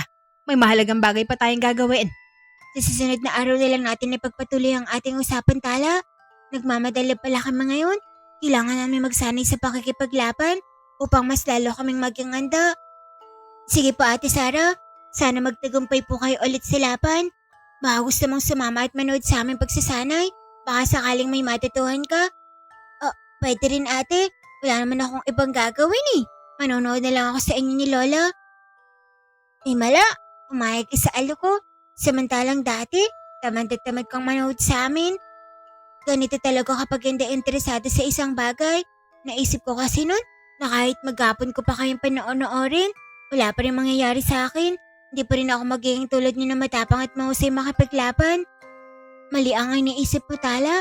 Malaki ang posibilidad na maging katulad ka namin ni Lola. Kung gugustuhin mo, kulang ka lang sa pagsasanay at paghahasa sa iyong sarili. Pagkarating ng bahay, mabilis na kinuha ni Sara ang kanilang sandata para sa pakikipaglaban. Nagpunta sila ni Aling Bising sa malawak na damuhan, ang lugar kung saan dito nagaganap ang kanilang pagsasanay. Kasama rin nila si Tala ng sandaling yon. Balak niya lamang manood at wala sa kanyang plano na maging isang antingera. Nagdala din sila ng tubig upang mayroon silang mainom kung sakaling mauhaw sila. Maupo ka lang dito sa tabi para makita mo kung paano kami makikipaglaban ni Lola. Sige po, ate, galingan niyo para manalo kayo sa laban. Sa sobrang galing yung dalawa, abay sisiw na sa inyo mga aswang. Grabe ka naman sa amin, kapatid. Hindi naman kami perpekto kung makipaglaban. Syempre, hindi rin naman may iwasan na sumablay. Kaya kailangan talaga magsanay. Hindi nagtagal, nagsimula na ang kanilang gawain para sa oras na yon. Naglaban sina Sara at Lola Bising. Pareho silang may hawak na patalim. Husayan mo, Apo. Tiyakin mo na masasalag mo ang aking patalim. Apola, ikaw rin? Galingan mo. Baka kasi matamaan kita. Di kawawa ka naman. Tumanda na ako sa ganitong gawain na po. Wala kang dapat ipag-alala sa akin. Sa una ay naging banayad ang takbo ng kanilang pagsasanay. Ngunit nang lumaon, pareho silang naging maliksi at alisto habang lumalakas ang hampas ng bawat hawak nilang patalim. Bawat isa sa kanila ay ayaw magpatalo. Kapwa sila mahusay makipaglaban at sa sobrang husay nila, walang nasugatan ni isa man sa kanilang dalawa. Oh, ang galing-galing ng lola at ate ko. Pwedeng-pwede ng pambati sa mga aswang. Go, go, go! Natigil sa pagsasanay ang dalawa nang maulinigan nila ang sigaw at palakpak ni Tala. Natanaw nila itong patalon-talon habang pumapalakpak. Hindi maitago sa mga mata ng munting bata ang labis na paghanga sa dalawang antingera. Napangiti naman sina Sara at Lola Bising sa kanilang reaksyon. Ilang sandali pa ay humakbang ang matanda palapit sa kinatatayuan ni Tala. Nais mo rin bang maging antingera po? Halika sasanayin kita. Ayoko pula. Wala naman akong balak na makipaglaban sa mga nilalang ng dilim. Takot po ako sa kanila. Kaya nga kailangan mo magsanay para matutuhan mo kung paano sila kalabanin. At kapag marunong ka na, hindi ka na matatakot sa kanila. Oo, ganyan lang pala ang sikreto, Lola. Oo, Apo. Ganyan lang kasimple ang solusyon sa problema mo. O ano, handa ka na bang magsanay? Hindi ka agad na nakapagsalita si Tala. Pinag-isipan niya pa ng maigi ang kanyang desisyon. Ilang sandali pa ay sumagot din siya. Huwag na muna, Lola. Saka na lang siguro. Bakit naman ayaw mo, Apo? Wala na po kasi sa isip ko na maging isang antingeri. Ayaw ko rin ilagay ang sarili ko sa isang sitwasyon na gawain na labag sa kagustuhan ng puso ko. Tama ka naman, Apo. Sa ngayon, hindi mo pa siguro talaga nakikita ang iyong sarili na maging isang antingera. Pero sa oras na handa ka na, lumapit ka lang sa akin, Tala. Ako ang magsasanay sa'yo upang maging mahusay ka ring antingera katulad ng ate mo. Sige po, Lola. Maraming salamat po sa pag-inawa. Walang anuman na po. Naintindihan ko naman na hindi pwedeng ipilit sa isang tao ang bagay na hindi niya kinagigiliwan. Sumilay ang ngiti sa labi ni Tala. Masaya siya sa mga winika ng kanyang lola. Mas lalong tumaas ang kanyang paggalang sa matanda pagkatapos ng kanilang usapan. Nagpahinga muna sila Sara at Lola Bising at muling sumabak sa pagsasanay pagkatapos ng ilang minutong pagpapahinga. Ayos na ito, Apo. Wala na tayong dapat paunlarin pa. Magaling ka nga gumamit ng dahas. Noon pa man, may tiwala na ako sa kakayahan mo. Kung ganun, pwede na pala tayo makapaglaban mamayang gabi. Ganun na nga, Apo. Ipanalangan na lang natin na may sapat tayong lakas mamayang gabi. Ang ala, ang astig pa naman ng makakalaban natin. Umupo sila sa gitna ng damuhan at uminom ng baon nilang tubig. Hindi nagtagal, napagpasyahan nilang maglakbay pa uwi sa kanilang bahay. Habang binabagtas nila ang daan, nakasalubong nila ang batang si Paula. Malagkit ang tingin nito sa sandatang hawak ni Sara. Nang makalampas sa kanya sina Sara at Lola Bising, hinawakan niya ang kamay ni Tala upang pigilan ito sa paglalakad. Sandali lang, Tala. Saan kayo galing? Lang sa damahan, Paula. Nagsanay kasi sa pakikipaglaban sina Ate Sara at Lola. Ikaw, nagsanay ka rin ba, Tala? Hindi, no. Silang dalawa lang ang nagsanay dahil may kakalabanan na naman silang aswang mamayang gabi. Sinabi ka na nga pa eh. Imposibleng magsasanay din ng dawag na kagaya mo. Kung wala ka namang magandang sasabihin, huwag ka nalang magsalita pa, Paula. Pinapakaalaman mo na naman ang buhay ko niyan eh. Katotohanan lang naman ang sinasabi ko ah. Ikaw naman, Tala, masyado kang pikon. Inis na iniwan ni Tala si Paula. Mabilis siyang tumakbo at hinabol ang dalawa. Pagkarating nila ng bahay, ay kaagad naman silang sinalubong ni Aling Welma. Saktong-sakto ang inyong pagdating, luto na ang pagkain, magugas na kayo, at manananghalian na tayo. Oh, mukhang masarap ang niluto ng inay ah. Masarap talagang niluto ko ngayon. Tinolang isda at adobong kangkong. Katas ito ng pagiging mahusay yung antingera. Sana magtagumpay ulit kayo para masarap na naman ang ulam natin sa mga susunod na araw. Siguradong mananalo sila dahil magagaling silang dalawa na. Walang palag sa kanila mga aswang. Siyempre, mga manok natin yan eh. Naghugas sila ng kamay at pumesto sa pagkainan. Masaya nilang pinagsaluhan ang masarap na pananghalian. Pagkatapos kumain, nagpaalam na sina Sara at Lola Bising upang isakatuparan ang kahilingan ng matandang si Carmelita. Dinala nila ang kanilang mga sandata at nagsimula ng maglakbay patungo sa baryo ng Mabolo. Madilim na ang paligid nang sila'y dumating sa naturang baryo. Nagsimula ng mag-ingay ang mga kuliglig. Nakasarado na rin ang mga pinto at bintana ng bawat bahay. Nasaan kaya ang bahay ni Lola Carmelita? Magtanong-tanong na lang tayo, Apo. Kilala naman yata siya ng mga taga rito. Iginala nila ang kanilang tingin. Natanaw nilang isang dalagita na nakasilip sa bintana. Wari bang palihim na nagmamanman sa kanila. Ayun, may tao nakasilip sa pintana. Halika Lola, magtanong tayo sa kanya. Naglakad sila palapit sa naturang bahay. Ngunit tila umiiwas sa kanila ang dalaga. Mas lalo nitong pinaliit ang butas ng bintana habang papalapit ang dalawang antingera. Magandang gabi po ate. Hindi sumagot ang babae. Nakatingin lamang ito sa kanila. Ang kanyang mukha ay wari ba na walang tiwala kina Sara at Lola Bising. Huwag kayong lumapit. Mga aswang kayo. Hindi po kami aswang ate. Magtatanong lang po kami. Sekenda namin to. Mukha ba kaming aswang? Hindi na sumagot pa ang dalaga. Sinara nito ang bintana na ikinagulat naman ng dalawa. At sa puntong yon, si Lola Bising ang nagsalita. Sandali lang inaeng. Huwag mo kaming talikuran. Hindi kami masamang tao. Hindi rin kami aswang. Mga antingera kami. Magtatanong lamang kami sa inyo. Pagkasambit niya ng mga salitang yon, muling bumukas ang bintana at nagpakita ang dalaga. Ano nais niyong itanong? Alam mo ba kung saan ang bahay ni Carmelita? Bakit? Kaano-ano niyo ba sila? At anong pakay niyo sa kanya? Masyado ka namang mapang-usisa, inaeng. Sabihin na lang natin na magkaibigan kami ni Carmelita. Naparito kami sapagkat inimbitahan niya kami ng aking apo. Lapas lang yan ng mga aswang na gumagala sa baryong ito. Napaawang ang labi ng babae.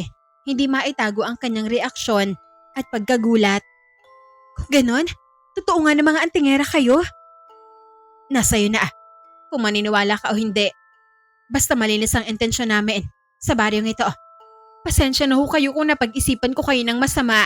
Sadyang mahirap lang kami magtiwala sa mga tao na hindi pa namin lubusang kilala. Sapagkat kasalo kayong humaharap sa problema ang aming baryo. Maraming mapagbalat kayong aswang nagsisilipanan sa lugar na to. Ayos lang inaeng. Naiintindihan ko. Ang mabuti pa. Ituro mo na lang sa amin ang bahay ni Carmelita. Magsasalita na sana ang dalaga na bigla sila nakarinig ng malakas na tunog mula sa kabilang bahay. Tulong! Tulungan niyo kami! May aswang! Mga kapitbahay! Tulong! Tinig ng babae ang kanilang naulinigan. Kaagad namang nag-alala si Lola Bising, kaya naman ay mabilis nang inihanda ang kanyang mahabang patalim. Halika Sara. Ililigtas natin sila. Walang sinayang na sandali ang dalawang antingera. Naglakad sila patungo sa kabilang bahay. Pareho silang may hawak na patalim. Nang sandaling yon, ay patuloy pa rin sa pagsusumigaw ang babae. Kaya naman ay mas lalo nilang binilisan ng pagkilos. Naabutan nilang nakabukas ang bahay ng may-ari na pinaghihinala ang sinadyang buksan ng aswang sapagkat nawasak ang ibang bahagi ng pinto na yari sa kawayan. Sa kanilang pagpasok, narat na nilang isang aswang. Nakaluhod ito habang inaatake ang buntis. Duguan na ang babae at lumalabas na ang kanyang lamang loob. Sa isang sulok ay naroon ng isa pang babae. Umiiyak at wari bang nagbabalak tumalon sa bintana upang iligtas ang kanyang sarili. Labis na ikinagulat ni Lola Bising ang kanyang nasaksihan.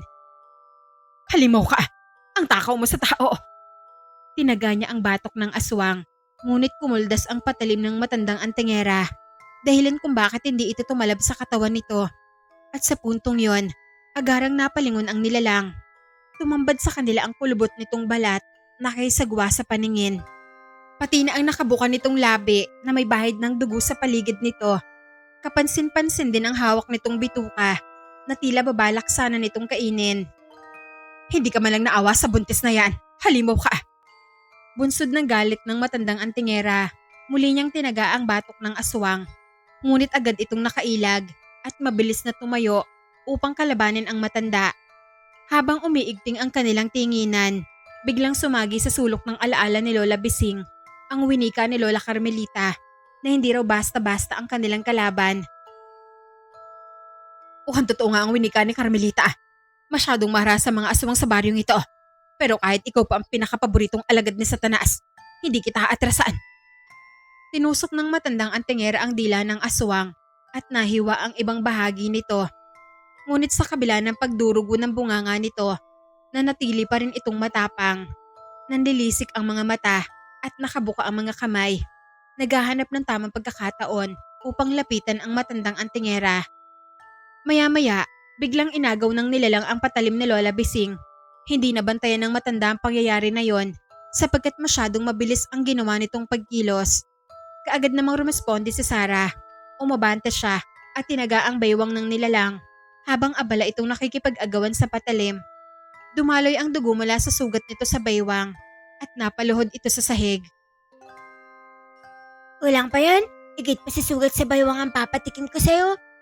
Muling umarangkada ang batang antingera at sa puntong yon, inataka niya ang dibdib ng nilalang hanggang sa ito'y napuno ng sugat at dugo.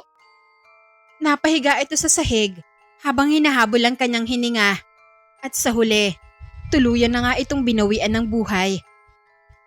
Ang husay mo talaga po, hanga ako sa katapangan mo. Hanga rin po ako sa'yo, Lola. Masaya sila sapagkat napaslang nila ang nilalang. Ngunit sa kabilang dako, nakaramdam sila ng lungkot dahil binawian na rin ng buhay ang buntis. Nakahiga ito sa sahig, nakatihaya, habang nakabukas ang dugo ang tiyan. Kawawa naman ang babaeng ito. Kung napaaga lang ang ating pagdating, hindi sana ito nangyari sa kanya. Nailigtas pa sana natin siya. Nga po, Lola. Kawawa itong si ate. Mukhang kunain ang aswang bata sa loob ng tiyan niya. Pagkaraan ng ilang segundo, panibagong iyak na naman ang kanilang naulinigan. Nagmula ito sa bahay ng isang dalagita kung saan sila nagtanong patungkol sa bahay ni Lola Carmelita. Muli naman silang nagtakbuhan upang tulungan ito. Naabutan nila ang isang aswang na pilit sinisira ang silong ng bahay na gawa lamang sa kawayan. Halimaw ka! Umalis ka rito! Huwag mong sirain ang silong namin! Kitang-kita sa kilos ng nilalang na sabik na itong makapasok sa loob ng bahay upang biktimahin ang dalagita. Nagsimula na ding umiyak ang ina ng babae, pati ng iba nilang kasamahan sa loob ng bahay. Tara, Lola Bising. Isugod. Nilapitan nila ang aswang sa silong ng bahay at sinakal ito ni Lola Bising gamit ang buntot ng pagi. Pinagtatagari ng batang antingera ang mga kamay ng nilalang. Hindi ito nagtagumpay na pasukin ng bahay sapagkat nang hina ito pagkatapos ng matinding pagkakasakal sa kanya at sarami ng sugat na kanyang natamo. Hinigit ng dalawang antingera ang katawan ng aswang palabas sa silong at dinala ito sa bakanting lote. Pagkatapos ay muli silang bumalik sa tapat ng bahay ng dalagita. Huwag na kayong umiyak. Ligtas na po kayo, ate. Binas lang na namin ang aswang. Hindi na siya makakapasok sa inyong pamamahay, ate. Nag-uumapaw ang tuwang nadarama ng dalaga. Patakbo siyang bumaba ng bahay at lumapit kina Sarah at Lola Bising. Salamat sa pagligtas sa amin. Salamat at hindi niyo pinabayaan ang pamilya ko. Ngayon, naniniwala na ako. Tunay ngang antingera kayong dalawa. Napangiti naman si Lola Bising. Masaya siya habang pinagmamasdan ang dalagita na umiiyak, bunsod ng labis na tuwa. Pasensya na ho kung masyado akong emosyonal ngayon. Labis lang ako natutuwa dahil buhay pa rin kami hanggang ngayon. Wala kasing patawad ang mga aswang na yon. Marami na silang napaslang sa aming baryo. At ayoko mangyari yun sa aking pamilya. Kaya salamat talaga sa pagtulong sa amin. Wala nga naman, Ineng. Mag-iingat kayo palagi. Dahil masyadong mapanganib ang lugar na ito. Sige na, pumasok na kayo sa loob ng bahay niyo. Sarahan niyo na maigi ang pintuan at bintana. Huwag na kayong lalabas kapag ganitong oras.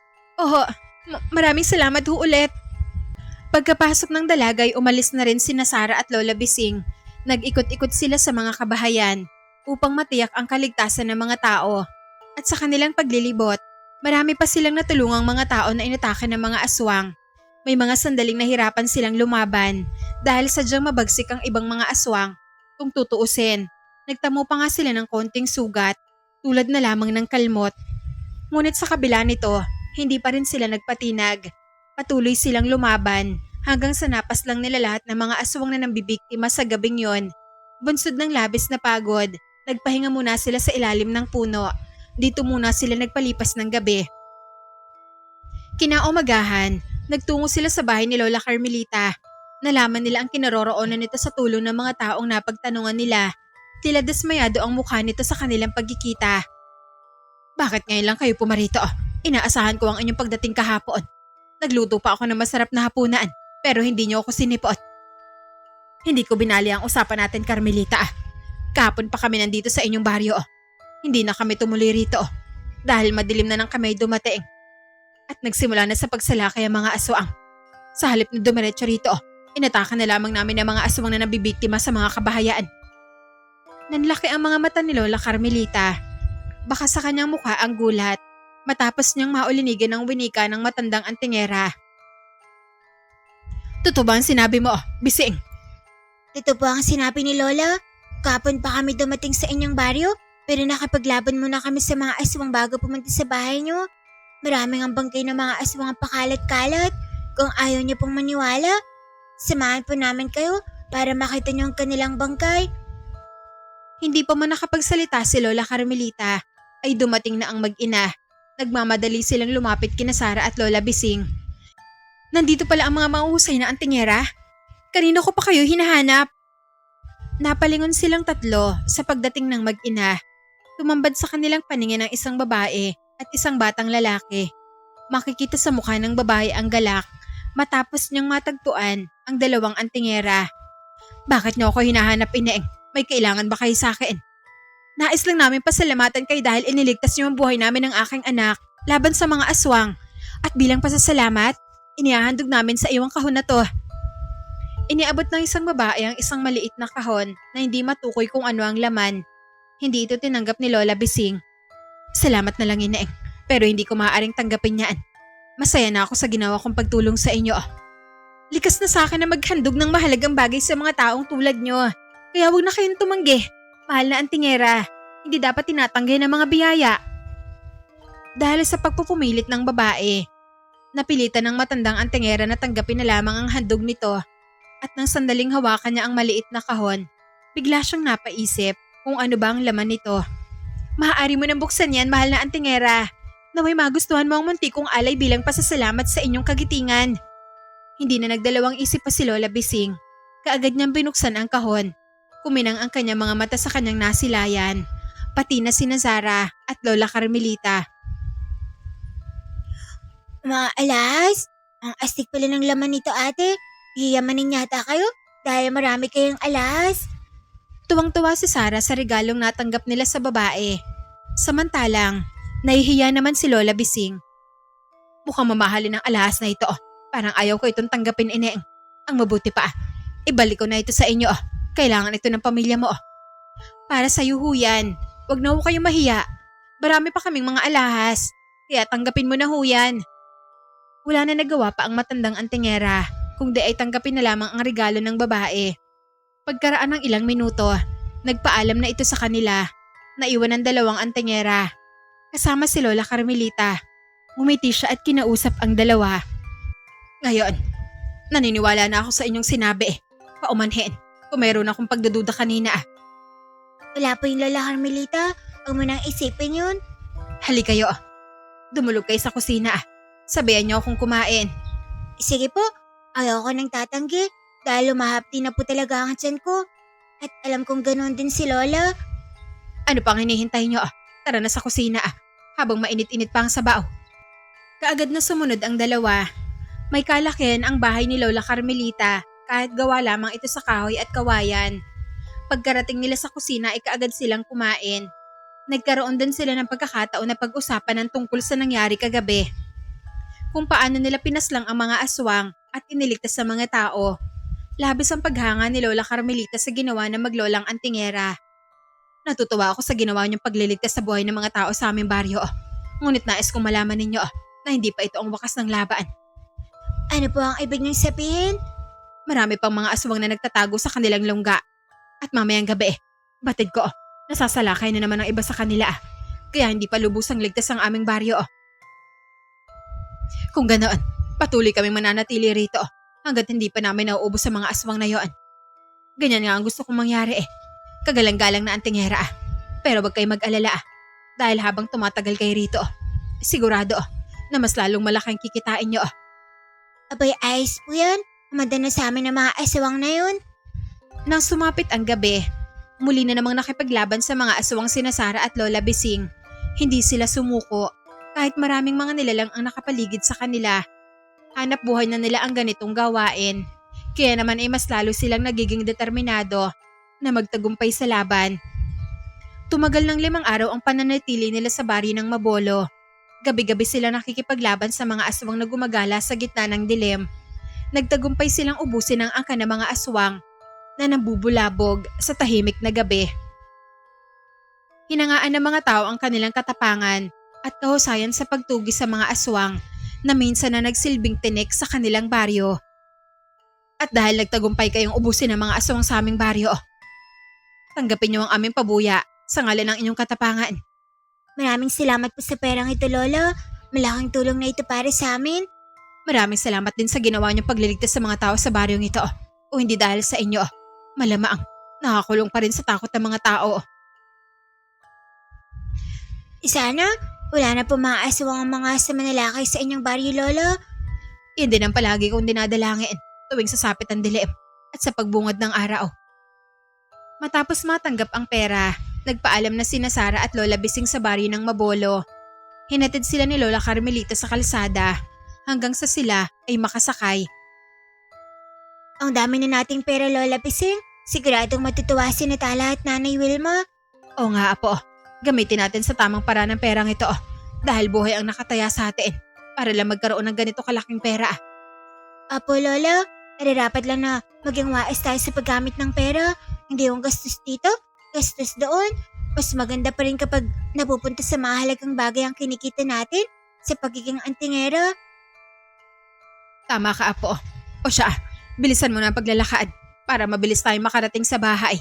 Gusto ko nang humiga dahil wala akong sapat na tulog. Pareho lang naman tayo eh. Sino ba naman kasi ang makakatulog kung maraming aswang sa paligid? Nagmadali sila sa paglalakbay. Hindi nagtagal, tuluyan din silang nakarating sa kanilang tahanan. Kaagad namang sinalubong ni Natala at Aling Wilma ang kanilang pagdating. Mabuti naman at nakauwi na kayo. Buong akala ko, kinain na kayo ng mga aswang. Abo, mamahinang nilalang na kinakain ng aswang. Eto kami ni Lola Nay, buhay na buhay pa rin. Wala pa rin kupas ang ganda, putas porselana pa rin. Nagtawanan sila dahil sa makulit na si Sara. Maya-maya, inilabas niya ang isang sobre na may lamang pera. Mas lalong lumapad ang ngiti ni Aling Wilma habang nakatingin siya sa sobre na hawak ng anak niyang antingera. Wow! Ang dami naman ng pera niyo. Yan ba ang kinita niyo mula sa 5 araw ninyong pagkawala? Apo Nay, ate po, ang dami. Pero hindi lang ito ang dala namin, mayroon din kami mga alahas. Wow! Ang galing niyo talagang dalawa. Parang langgam lang sa inyo ang mga aswang ah. Anong balak mo sa pera natin, Nay?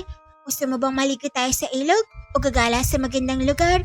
Wag na Sara, magsasayang lang tayo ng pera. Ang mabuti pa, magnegosyo na lamang tayo. Nagustuhan nila ang suhestyon ni Aling Wilma. Naisip nila na maganda itong ideya upang hindi masayang ang bawat salapi na dumaraan sa kanilang kamay. Ano kaya ang magandang negosyo? Sa tingin ko, mas maganda kung magpapatayo na lang tayo ng manukan, Ate Sara, para kapag marami na ang ating manok, marami ding itlog, tapos ibebenta natin sa mga tao. Magandang negosyo yan, Tala. O ikaw, Sara, anong negosyo ang naiisip mo? Kahit ano na lang po, Nay. Bahala na po kayo. Tanungin nga natin ng Lola Bising nyo kung anong klaseng negosyo ang nais niya.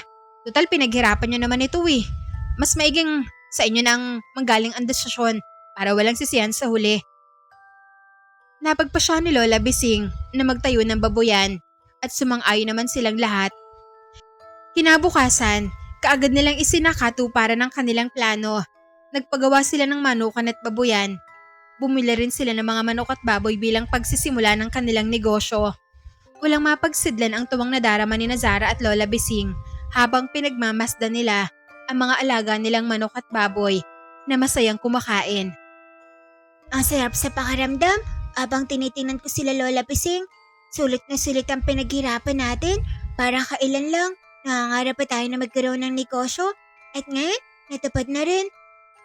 Ayon nga sa kasabihan, walang imposible sa taong may pangarap.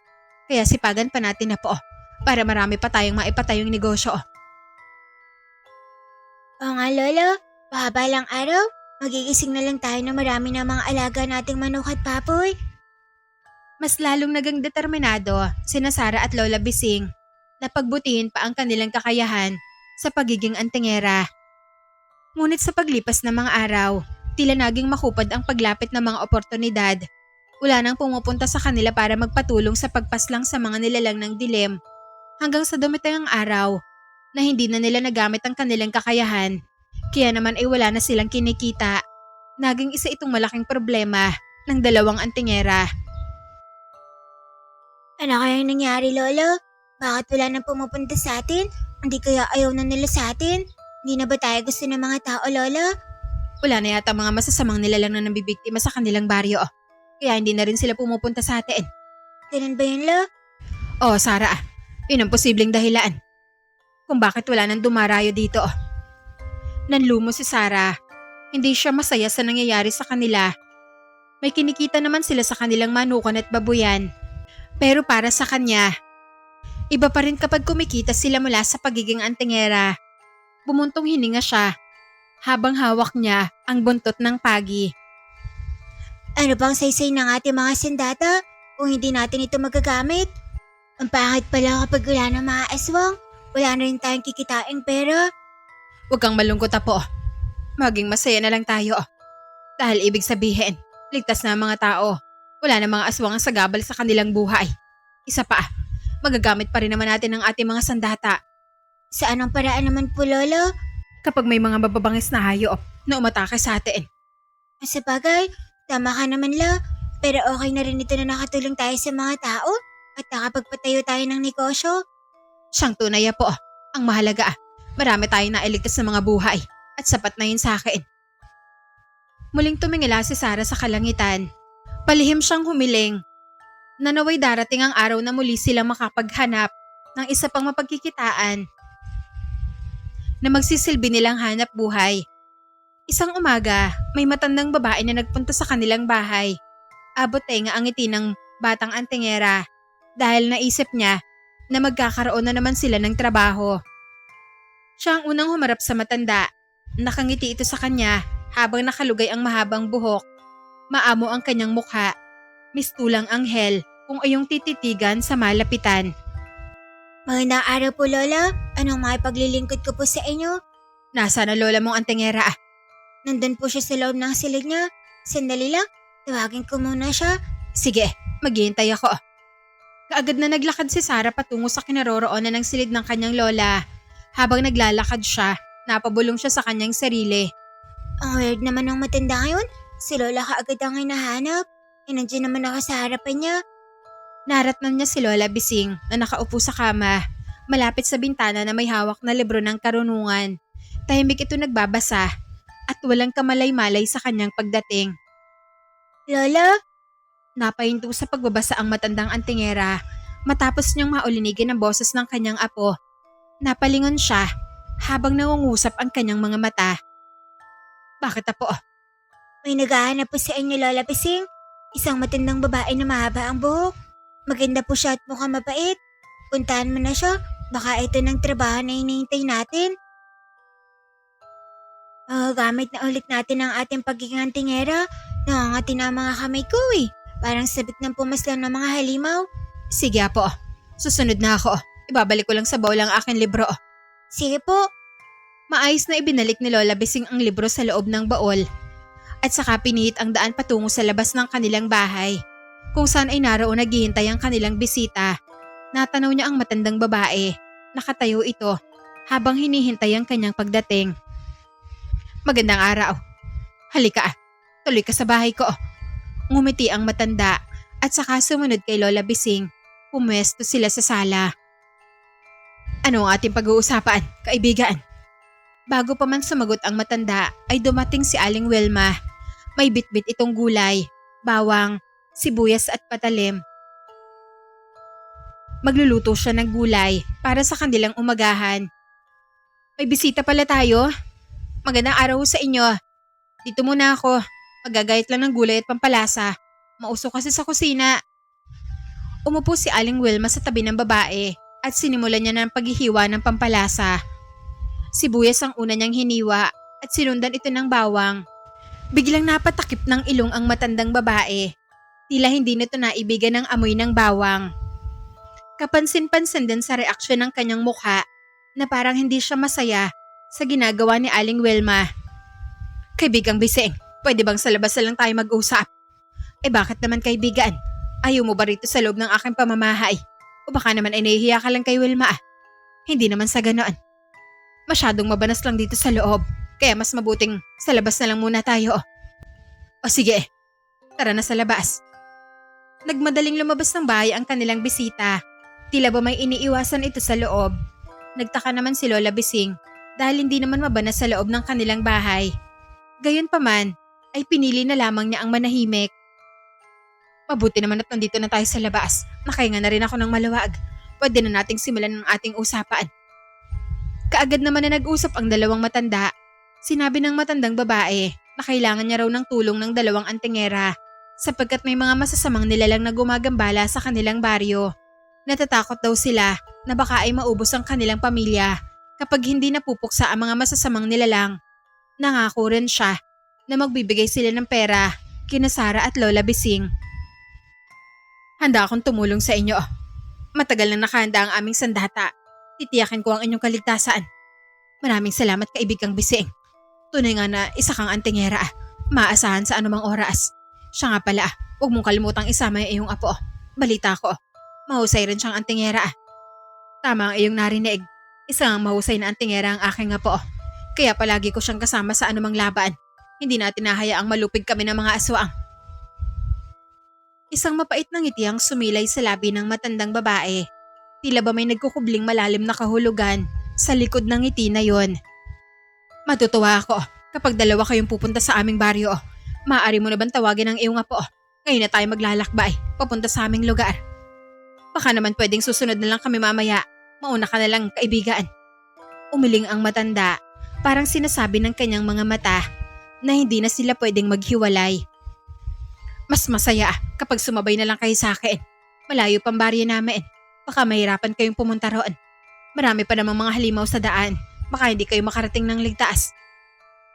Kumunot ang noo ng matandang antingera. Bigla siyang dinalaw ng kuryosidad kung ano nga bang klaseng baryo ang pinagmula ng kanyang bisita. Saang baryo ka ba nagmula kaibigan? Nagbuhat pa ako sa malayong baryo. Hindi yata pamilyar sa iyo ang baryong yon. Kaya hindi ko na lamang sasabihin. Tawagin mo na lang apo mong antingera nang makaalis na tayo. Sige, hintayin mo kami rito. Maghahanda lang kami ng aming mga sandata. Mabilis na pumasok si Lola Bising sa loob ng kanyang bahay. Tinawag niya si Sara at ipinaalam sa bata na kailangan na nilang umalis. Oh, kakaiba ito ah. Mukhang mabilisin ang ating pag-alis. Oo nga po, kaya kailangan natin magmadali. Malayo pa raw ang ating lalakbayan. Ito na nga hinihintay natin, Lola. May oportunidad ng lumapit sa atin. Muli na naman natin magagamit ang ating kakayahan, pati na rin ang mga sandata. Bago sila umalis, nagpaalam muna sila kina Tala at Aling Wilma. Samantalang, naghihintay naman sa labas ang matandang babae. Nang sandaling yon, ay hindi masaya si Aling Wilma sa pag-alis ng dalawang antingera. Sigurado ba kayo, Nay? Sasama talaga kayo sa matandang yon? Oo naman, Wilma. Hindi dapat sinasayang ang mga oportunidad. Matagal-tagal na rin. Buhat nang huli kami makipaglaban sa mga aswang. Pero, parang mabigat ang loob ko, Nay. Nararamdaman ko na hindi makabubuti sa inyo na sumama sa baryo ng matandang yon. Nako, kung ano-ano na namang naiisip mo. Matagal na kaming antingera ni Sara. Wala namang masamang nangyayari sa amin. Pero, iba ho ang pakiramdam ko ngayon. Masyadong mabigat eh. Kapag lang yan ay, huwag ka mag-alala. Wala masamang mangyayari sa amin ni Lola. Masamang damo kami, tiklop sa amin ng mga aswang na yun. Susuportahan mo lang kami para kapag may pera kami, magpapatayo na naman tayo ng panibagong negosyo. Hanggang sa marami na tayong mga hayop. Bibili kami ng baka at kalabaw kapag pumaldo na naman kami ni Lola Bising. Kahit anong pigil ni Aling Wilma, hindi pa rin nakinig ang dalawa. Pinili nilang umalis kasama ng matandang babae. Mula ng araw na yon, hindi na mapakali si Wilma. Madalas siyang kinakabahan sa hindi naman maipaliwanag na kadahilanan. Kamusta na kaya sila? Sana nasa maayos silang kalagayan ngayon. Hindi sana magkatotoo ang aking kutob. May lungkot na maaaninag sa kanyang mga mata habang nakadungaw siya sa bintana. Malayo ang kanyang tingin. Tila walang maayos na direksyon. Ang kanyang isip ay binabalot ng takot at pangamba. Nay, bakit malungkot kayo? Ano bang iniisip nyo? Bahagya siyang napalingon nang mapansin niya ang pagdating ng kanyang bunsong anak. Nakatitig ito sa kanya at ang mga mata niya ay puno ng pagtataka. Naisip ko lang ang lola at kapatid mo. Hindi ko maiwasang mag-alala sa kanila. Aba, ilang naman pala ang iniisip ng inay. Huwag ka po mag-alala. Sigurado ako na okay lang sila ngayon. Naku, parang hindi ka na nasanay sa dalawa na yun. Marami na silang kinasangkot ang laban. Pero umuwi pa rin naman silang ligtas. Sana nga, uuwi pa rin silang ligtas. Kinakabahan ako para sa kanila, Tala. Lumipas ang 3 araw. Hindi pa rin nakabalik ang dalawa. Mas lalong nag-alala si Wilma na baka ay may masamang nangyari na sa kanila. Hindi na siya nakakain ng maayos dahil sa kakaisip. Kahit hindi siya sigurado, malakas ang kanyang kutob na hindi ligtas ang dalawa. Ang pangamba ni Wilma ay umabot ng 1 linggo sapagkat hindi pa rin nakakabalik sina Sarah at Lola Bising. Bakit nakatulala ka? Bakit nakatulala ka, Maring Wilma? Kanina pa naghihintay ang mga dahon. May hawak ka nang ang walis pero hindi mo naman ginagamit. May pinagdadaanan yata ang Mari ko ah. Problemado talaga ako, Maring Diday. Ewan ko ba? Ang gulo ng isip ko. Aba, bakit naman? Ano bang iniisip mo? Magkwento ka nga, makikinig ako. Hindi pa rin kasi nakakauwi sina Sarah at Nanay Bising. Pumunta sila sa isang baryo para sumalakay sa mga aswang. Pero 1 linggo na ang lumipas mula nang umalis sila. Wala pa rin sila hanggang ngayon. Nako, isang baryo ba sila nagpunta, Wilma? Napakamot sa ulo si Wilma. Mas lalo siyang naguluhan dahil sa tanong ni Aling Diday. Hindi niya rin kasi alam kung saan baryo nagtungo ang dalawa. Hindi ko alam, Diday. Wala naman silang sinabi sa akin. Basta nagpaalam lang sila sa akin na aalis sila kasama nilang matandang babae. Aba, malaking problema ngayon, Wilma. Dapat tinanong mo man lang kung saang baryo sila pupunta para mabilis silang mahanap. Napabuntong hininga na lamang ang naging tugon ni Aling Wilma. Hindi niya alam kung ano ba ang dapat niyang isagot. Pakiramdam niya na uubusan siya ng salita, dulot ng matinding pag-aalala. Pagkaraan ng ilang sandali, may isang dalagita ang lumapit sa kanilang dalawa. Siya si Bernadette. Nagmamadali ito at wari ba na may mahalagang ibabalita. Aling Wilma, nasa kamay raw ng mga aswang sina Sarah at Aling Bising. Hindi raw sila makauwi sapagkat pinihag sila ng mga aswang. Nanlaki ang mga mata ni Wilma sa balitang hatid ng dalaga. Halos hindi siya makapaniwala sa kanyang narinig. Paano mo nalaman yun, Bernadette?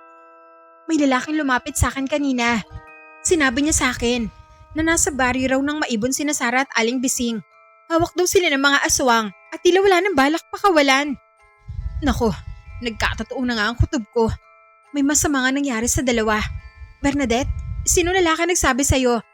Hindi ko siya kilala, Aling Wilma. Pero sigurado ako, hindi siya taga rito.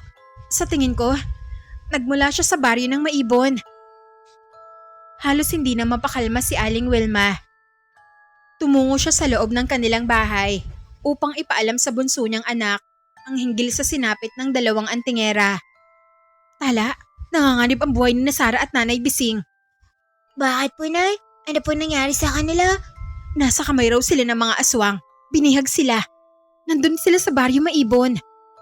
Baryo maipon? Teka, parang yun ang baryo na sinabi sa akin dati na Ate Sarah. Ang sabi niya sa akin, lubang mapanganib raw ang lugar na yun sapagkat pugad daw yun ng mga aswang. Naku, sinasabi ko na nga ba? Delikado ang baryo na pupuntahan nila. Sana nakinig na lamang sila sa akin nung araw na pinigilan ko silang umalis. Pero wala eh. Hindi nila ako pinakinggan. Nagsimula nang pumatak ang mga luha ni Aling Wilma. Labis-labis ang kanyang takot at pag-aalala. Anong gagawin natin ngayon, Nay? Paano natin sila matutulungan? Magpatulong tayo sa mga kapitbahay natin. Baka sakaling matulungan nila tayo. Sige po, Nay. Susubukan po natin. Gagawin po natin ang lahat para mabawi sa kamay ng mga aswang.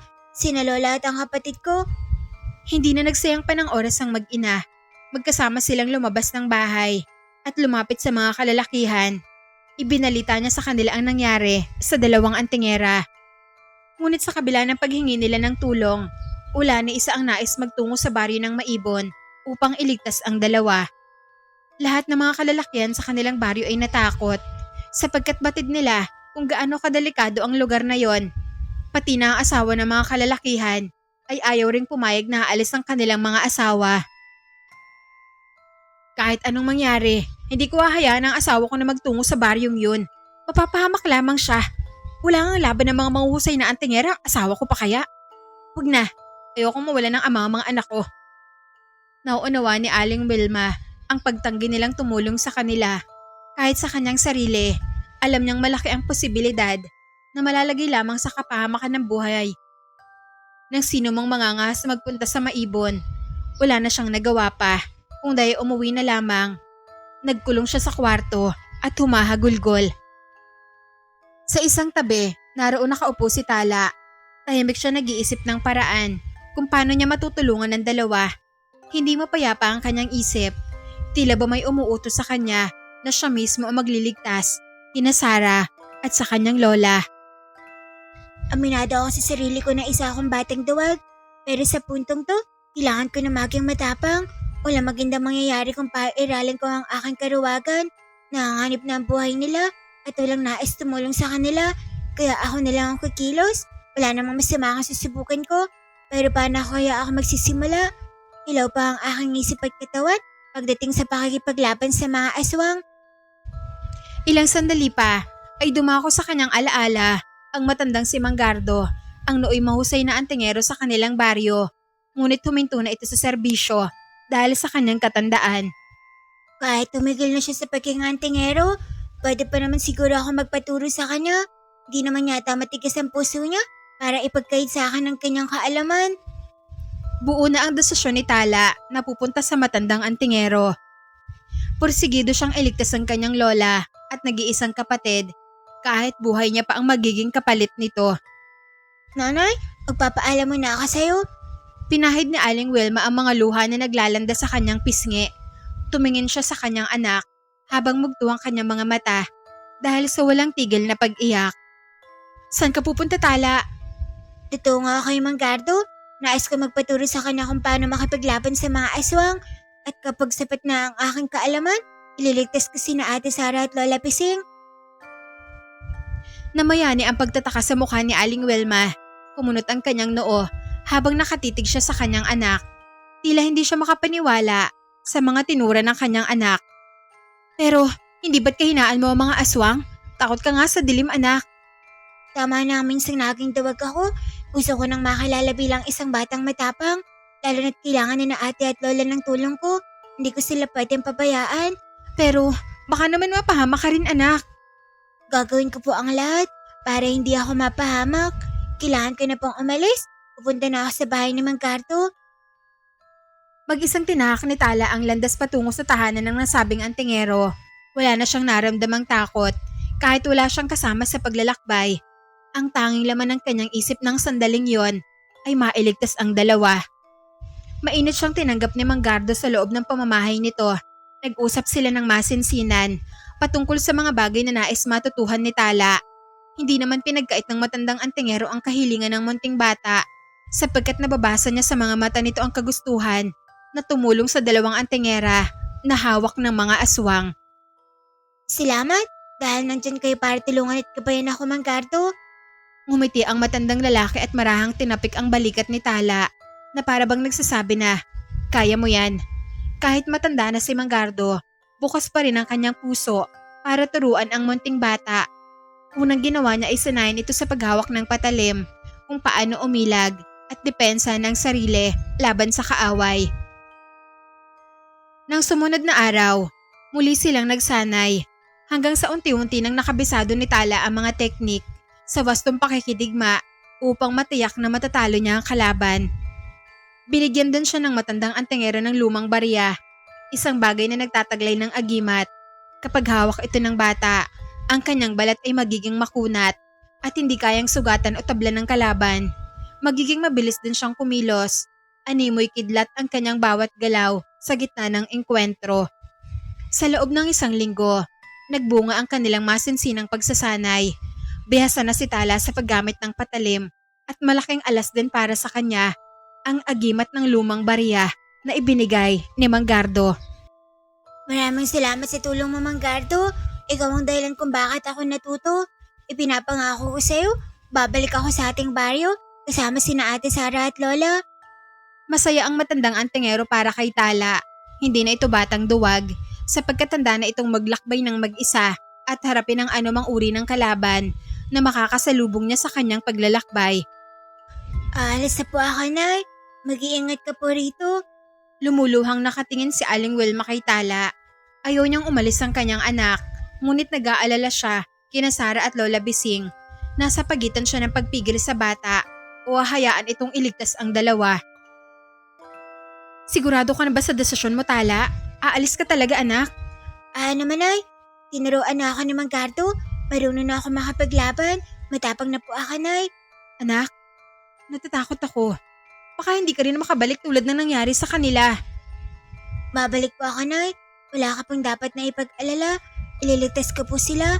Ang mabuti pa, sasama na lang ako sa'yo. Huwag na po, Nay. Ako na lang po ang bahala magligtas sa kanila. Maiwan na lang po kayo dito sa bahay. Kahit anong pilit ni Aling Wilma, hindi pa rin siya pinayagan ni Tala na sumama. Mag-isang umalis ang bata, tanga ng mahabang patalim, lumang barya na ginawa niyang kwintas, at munting garapon na may laman na bawang at asin. Sapat na ito bilang panlaban sa mga aswang. Sa kanyang paglalakbay, nakasalubong niya si Paula. Ang batang madalas siyang tinutukso na duwag daw siya. Kumunot ang noon nito nang matanaw niya ang mga bagay na daladala ni Tala. Saan ka pupunta, Tala? Bakit may daladala kang patalim? Mahangahoy ka pa? Balita ko, hindi pa rin umuwi si Sara at Aling Bising. Wala ka man lang bang gagawin para iligtas sila? Sa bagay, wala ka rin naman palang maitutulong sa kanila dahil isa ka nga palang duwag. Ang dami mo namang dadapula. Palabasa, wala ka kasing alam sa mga nangyayari sa buhay ko, pati na rin sa plano ko. Kaya nga may dala akong patalim dahil pupuntahan ko sila para iligtas. O, ililigtas mo sila? Aba, ano bang alam mo sa pakikipag-away sa mga aswang? Nasisiraan ka na ba ng baytala? Ewan ko sa'yo, Paula. Hayaan na lang ako sa mga gagawin ko. Alam ko naman na noong una pa lang, wala ka nang balib sa akin. Nagpatuloy na sa paglalakbay si Tala. Iniwan niyang nakatulala si Paula. Nagmadali siya sa paglalakad sapagkat malayo pa ang kanilang lalakarin. Sanay na siyang maglakad ng mag-isa, kaya naman wala na siyang maramdamang takot. Magtatanong-tanong na lang ako sa mga tao kung saan ang daan patungo sa baryo ng Maipon. Isang lalaki ang kanyang nadaanan at kaagad siyang nagtanong dito. At magalang namang itinuro ng lalaki ang direksyon patungo sa naturang baryo. Ngunit mayroon itong sinabi sa kanya na kailangan niya mag-ingat pagdating sa baryong yon. Sumakay ng jeep ang munting bata patungong Maibon. Malalim na ang gabi nang sila ay makarating sa lugar na ito. Mabuti na lang at maliwanag ang buwan. Wala pa naman akong dalang flashlight. Nakalimutan ko dahil sa dami ng iniisip ko. Maingat siyang naglakad sa isang makipot na daan. Kabababa niya lang ng jeep ng oras na yon. Napapalibutan ng mga tubo ang daan. Walang kabahay-bahay sa paligid. Ngunit sa kabila nito, hindi pa rin natakot si Tala. Patuloy niyang tinahak ang daan hanggang sa tuluyan siyang nakalampas sa makipot na daan. Sa unahan, natanaw niya ang mga kabahayan. Napakunot noo siya sa kanyang natagpuan. Ang mga tao ay nasa labas pa rin ng bahay kahit gabi na. Tila abala ang lahat. Mayroong nagsisibak ng kahoy at mayroong nagpapaapoy. Kakaiba pala mga tao rito. Ang sabi ng mga matatanda, delikado raw ang baryong to. Pero bakit kaya nasa labas pa rin ng mga tao? Di pa man lang ba sila nag-aalala para sa kanilang sarili? O hindi kaya mga aswang din sila? Nakaramdam siya ng konting takot dahil sa kanyang iniisip. Nagtago siya sa likod ng isang malaking puno. Ngunit sa kasamaang palad, hindi niya napansin na may nakahiga palang aso sa ilalim nito. Aksidente niya itong naapakan dahil kung bakit ito umingay. Masyadong malakas ang tunog nito at napatingin ang mga tao sa direksyon na kinaroroonan ng puno. Bakit nag-iingay ang aso? May tao ba sa paligid? Tinig ng isang babae. Natanaw niya itong nakatayo habang nakaharap sa puno kung saan ay naroong nakatago si Tala. Nagdududa ako sa tunog ng aso. Tingnan mo nga ang punong yon, sura ay. Apo Lola, masusunod po. Kaagad na tumalima ang batang babae na inutusan na nasa 5 taong gulang pa lamang. Mabilis siyang tumakbo palapit sa likod ng puno at nanlaki ang kanyang mga mata nang matanaw niya si Tala. Lola Dayong, may tao po sa likod ng puno. Naalarma si Tala sa sigaw ng bata. Balak niya pa sanang tumakbo palayo pero huli na ang lahat. Nakalapit na sa kanya ang matandang babae. Nanlilisik ang mga mata nito habang nakatitig sa kanya. Sino ka? At ano ginagawa mo rito? Magandang gabi po sa inyo. Ako po si Tala. May hinahanap po ako, kaya po ako nandito. Sinong hinahanap mo? Ang kapatid at ang lola ko po. Nagtinginan sa isa't isa ang matandang babae at ang kasama nitong bata. Wari bang may ideya na sila kung sino ang tinutukoy ni Tala? Baka nakita niyo po sila. Tulungan niyo po ako. Matagal na silang hinihintay ng nanay ko. Umiling ang matanda. Tila ba hindi siya sang-ayon sa winika ng bata. Sumigaw siya sa mga kalalakihan na abalang nagsisibak ng kahoy. Mga kadugo, takpin niyo ang batang ito. Kaagad na nagtakbuhan ang mga kalalakihan. Mabilis sila kung kumilos. Parang mga asong tumatakbo. Hindi naman nagpatalo si Tala. Umatras siya at hinawakan ng mahigpit ang kanyang patalim. Huwag kayong lumapit. Papaslangan ko kayo kapag nilapitan niyo ako. Tumawa ang matandang babae habang nakatingin siya sa patalim na hawak ng munting bata. Kapansin-pansin sa kanyang tingin na minamaliit niya ang kakayahan ng bata na kanyang kaharap. Hindi ka maililigtas ng patalim na yan. Laruan lang ang tingin namin sa ganyang bagay. Mga kadugo, sugurin niyo siya. Ipakita niyo sa kanya kung sino ang kinakalaban niya. Sa isang iglap, nag-anyong aswang ang mga kalalakihan. Mistula silang mabangis na hayop habang sinusugod si Tala. Hindi naman nagpatinag ang munting bata. Laruan lang din ang tingin ko sa inyo kahit magtulong-tulong pa kayo. Animoy kidlat na gumuhit sa katawan ng isang aswang ang kanyang patalim. Nahiwa ang mukha nito na siya namang ikinagulat ng matandang babae. Sinubukan ng mga aswang na sugatan ng bata gamit ang kanilang pangil at kuko. Subalit nabigo lamang sila. Napagtanto nila na hindi natatablan ang katawan ng bata na kanilang kinakalaban. Uubusin ko kayong lahat. Mga aswang kayo. Mga salot. Walang takot na namayani sa loob ng puso ng bata. Pawang galit lamang ang kanyang nararamdaman. Bawat tama ng patalim ay lumilikha ng sugat sa katawan ng kanyang kaaway. Nagawa niyang paslangin ng 3 makikisig na mga kalalakihang aswang. Walang mapagsidlan ang galit ng matandang babae dahil sa kanyang ginawa. Masyado kang mayabang. Ngayon, tayo magtutuos. Lumitaw ang mga pangil ng matanda, pati na ang kanyang mahahabang kuko. Susunggaban niya sana ang leeg ni Tala, ngunit hindi siya nagtagumpay sapagkat masyadong makunat ang balat ng paslit dahil sa agimat ng lumang barya na ginawa niyang kwintas. Gulat ka no? Padalas-dalas ka kasi sa desisyon mo. Hindi mo alam kung sino ang kinakalaban mo. Ngayon, lasabihin mo ang regalo ko sa'yo. Kumuha siya ng isang dakot ng asin at isinuksok ito sa bunganga ng matanda. Napatalon ito sa labis na hapde, parang asong nauulol. Unti-unti ring napaso ang bunganga nito, pati na ang paligid ng mga labi. At dahil sa epekto ng asin, nanghina ang matandang aswang. Tigilan mo siya. Pampaslangin ng lola ko. Nag-anyong aswang din ang batang kasama ng matanda at naglaban sila ni Tala. Sa huli, nagawa niyang paslangin ng matanda at batang aswang.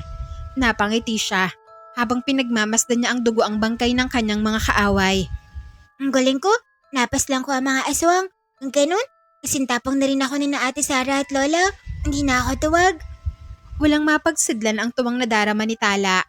Humanga siya sa kanyang sarili. Hindi niya akalain na darating siya sa punto na magtatagumpay siya sa laban sa mga aswang. Bagay na akala niya na noon ay imposible. Hindi ako dapat magtiwala sa mga tao rito. Baka aswang silang lahat. Kailangan kong maging maingat.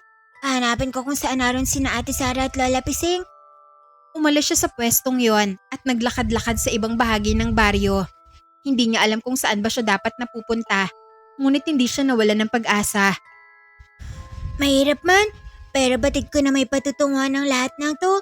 Malalaman ko rin kung nasaan si Ate at Lola. Maililigtas ko rin sila. Di na ako takot sa mga aswang. Lalo na ngayon napatunayan ko ng kaya ko pala silang paslangin. Sa kanyang paglalakad, narating niya ang isang bahay kubo at sa labas nito, naroong nag-uusap ang dalawang babae. Huminto siya upang pakinggan ang kanilang usapan. Kumusta ang mga bihag na antingera, Criselda? Nandoon pa rin sila sa kubo, Dayang. Nangihina na. Pupunta nga ako roon para dalhin sila ng pagkain. Hindi kasi sila kumakain ng karne ng tao. Bibigyan ko na lang sila ng prutas. Hindi pa sila pwedeng malagutan ng hininga dahil sa susunod na gabi pang kapilugan ng buwan. Bantayin niyo sila ng maigi ha. Mahirap na. Baka makatakas pa. Rinig na rinig ni Tala ang usapan ng dalawang babae. Nagkaroon tuloy siya ng ideya kung nasaan ang dalawang antingera na hinahanap niya. Nanatili siya sa kanyang pinagtataguan. Hindi niya inalis ang kanyang tingin sa babaeng si Criselda. Ilang sandali pa, may bitbit na itong mga prutas. Lumabas ito ng bakod upang tumungo sa kubo kung saan naroon ang dalawang bihag. Kailangan ko siyang masindan. Alam mo kung sina Ate Sara at Lola ang mga antingero na bihag na tinutukoy nila sa usapan nila. Hindi na niya sinayang pa ang pagkakataon na yon. Maingat niyang sinundan ang babae. Hanggang sa ito'y nakarating sa kubo. Pumasok ito sa loob upang ibigay sa mga bihag ang dala nitong prutas. Nagtago naman si Tala sa likod ng mga halaman. At sa sandaling pumasok si Criselda, bumukas ang pinto ng kubo. Tila nabunutan ng tinik si Tala nang makita niya ang dalawang bihag. Hindi ako nagkakamali. Sila nga sina Ate at Lola ang tinutukoy nilang bihag. Wari bang tinusok ng patalim ang dibdib ni Tala nang makita niya ang sitwasyon ng dalawa. Nakagapos sa mga kamay, pati na rin ang mga paa.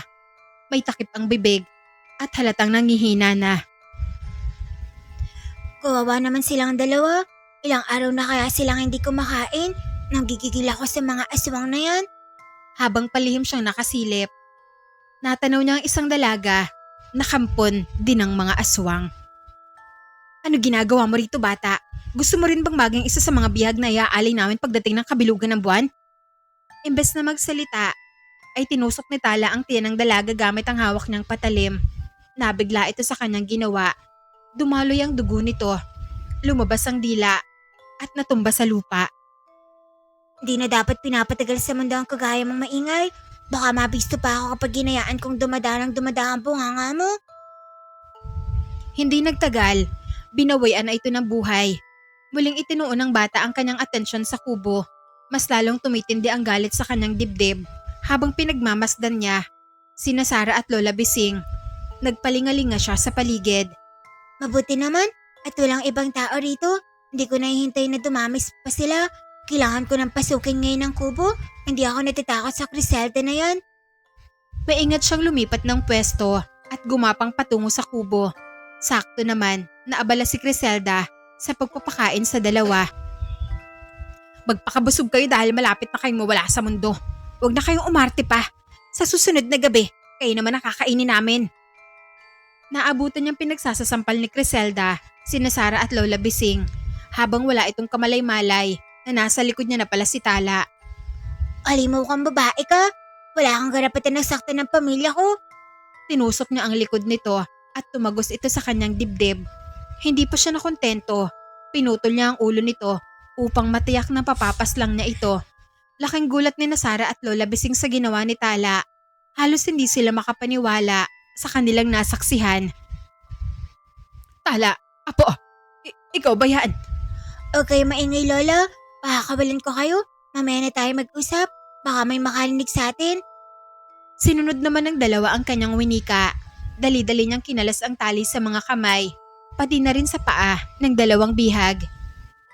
Salamat Tala. Salamat at tumating ka.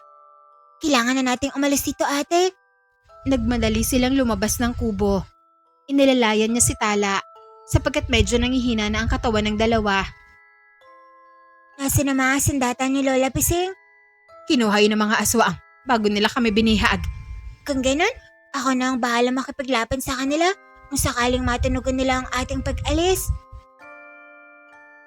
Dumaan sila sa madilim na bahagi ng daan. Tumakbo sila kahit hirap ng kumilos ang dalawang antingera. Laban lang kayo, hindi pwedeng maabutan nila tayo. Habang tinatahak nila ang daan, nakarinig sila ng mga yabag mula sa kanilang likuran. Kaagad nilang naramdaman na para bang may nakasunod sa kanila. Ate, Lola, magtago muna kayo sa talahiban. Malapit na ang mga aswang. Sinusundan nila tayo. Ibigay mo sa akin ang iyong sandata po. Ako ang lalaban sa kanila. Huwag na pula, mahina na po ang katawan nyo. Ako na ang bahala sa kanila. Kayang-kaya ko silang patumbahin. Habang lumilipas ang bawat segundo, ay palapit ng palapit ang mga aswang. Kinabahan naman si Tala sa dalawa dahil hindi pa rin sila nakakapagtago. Huwag na kayong magsayang pa ng oras. Nandiyan na ang mga aswang. Magtago na kayo at huwag kayong lalabas hanggat hindi matatapos ang laban. Ako na ang haharap sa kanila dahil wala kayong mga sandata. Eto, dala niyo ang garapon na to. May laman itong bawang at asin. Isaboy niyo sa kanila kung sakaling lalapit sila sa inyo. Hindi na lamang nagpumilit sina Sara at Lola Bising. Kinuha nila ang garapon at mabilis silang nagtago sa makapal na mga talahib. Samantalang, matapang namang tumindig si Tala sa harapan ng mga kalaban. May dalang sibat at pana ang mga aswang. Pinagpapapana nila ang bata. Ngunit hindi natatabalan ang katawan nito. May agimat ang batang yan. Hindi siya nasusugatan ng ating sandata. Kailangan natin magpalit ng anyo. Nanlaki ang mga mata ni Tala sa matandang babaeng nagsalita. Pamilyar ito sa kanya. Siya ang matandang nag-alok ni Sara at Lola Bising na tumungo sa baryo na yon. At sa sandaling yon, napagtanto niya na aswang pala ang matanda. Mga kadugo, magpalit tayo ng anyo ngayon din.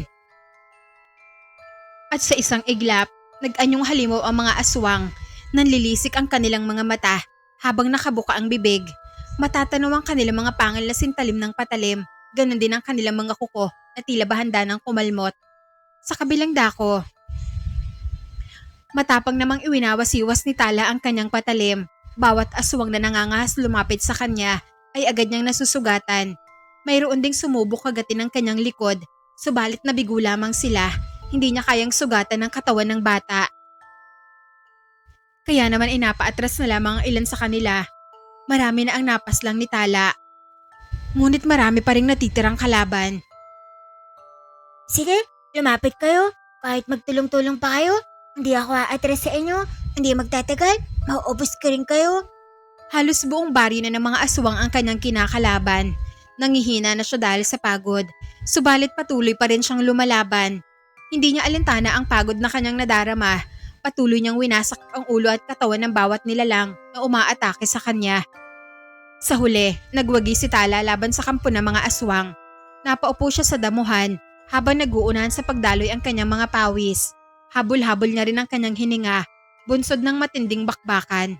Ilang sandali pa, lumabas na mula sa talahiban sina Sara at Lola Bising. Patakbo silang lumapit sa munting bata. Apo, ayos ka lang ba? Ano, nasugatan ka? Sabihin mo sa akin, gagamatin ko. Wala pa akong sugat, Lola. Napagod lang ako. Mabuti naman kung gano'n na po. Salamat sa pagligtas mo sa amin. Ang husay mo pala makipaglaban. Aangay! Nagulat talaga kami sa ipinakita mo, Tala. Sa pagkakaalam namin, dawag ka pagdating sa mga aswang. Pero ngayon, ang tapang-tapang mo na. Paano mo nagawain, kapatid? Sumilay ang ngiti sa labi ni Tala sa kabila ng pagod na kanyang nadarama. Masaya siya sa mga salita na kanyang narinig. Sabi niyo nga po sa akin, porkit tawag ako, hindi ibig sabihin na habang buhay na akong tawag. Magiging matapang akong tutulungan ko ang sarili ko. At yun po ang ginawa ko. Isinantabi ko po ang pagiging dawag ko dahil gusto kong iligtas kay Lola. Nagpaturo ako kay Mang Gardo kung paano makipaglaban sa mga aswang. At laking pasasalamat ko sa kanya dahil hindi niya ipinagkait sa akin ng kanyang kaalaman. At eto, binigyan niya pa ako ng lumang barya, isang agimat, para hindi ako matabla ng aking mga kaaway. Oh, ang lakas mo naman kay Mang Gardo. Hangang-hanga kami sa Tala dahil isa ka ng matapang na bata ngayon at tatlo na tayo sa ating pamilyang antingera. Nagyakap silang tatlo at naglakbay pa uwi sa kanilang baryo. Nagulat ang mga tao sa kanilang pagdating. Hindi nila akalain na magtatagumpay si Tala sa pagligtas sa dalawang antingera. Salamat at nandito na kayo. Halos wala akong tulog sa kakaisip sa inyo. Ano bang nangyari sa inyo, Nay? Nililang kami ng matandang pumunta rito. Ang sabi niya sa amin, kailangan niya ng tulong namin para mapaslang ang mga aswang sa kanilang baryo. Pero pagdating doon, kaagad nila kaming ginapos ni Sarah. Aswang pala ang matandang yon. At mga antingera ang pinupuntirya nila para wala na silang mahirap na kalaban. Balak sana nila kaming ialay sa kabilugan ng buwan. Mabuti na lamang, nailigtas kami ni Tala. Sinasabi ko na nga ba? May mali talaga sa matandang yon. Nagsisinga ako na hindi ako nakinig sa Wilma. Pero aral na rin sa amin ang nangyari. Sa susunod, magiging maingat na kami. Hindi na kami basta magtitiwala sa mga taong hindi pa namin lubusang kilala. Sa kabila ng masaklap nilang sinapit, patuloy pa ring nagningning ang liwanag ng pagiging antingera ni Sara at Lola Bising. Hindi nabura sa kanilang puso ang kagustuhan na tumulong sa mga tao, kahit pa muling malagay sa panganib ang kanilang buhay. Sa kabilang banda, sumikat naman ang pangalan ni Tala bilang panibagong antingera sa kanilang baryo. Hinangaan siya ng mga tao nang mabalitaan nila ang ginawa niyang pagligtas sa dalawang mahusay na antingera. At isang araw, nagtagpo ang kanilang landas ni Paula.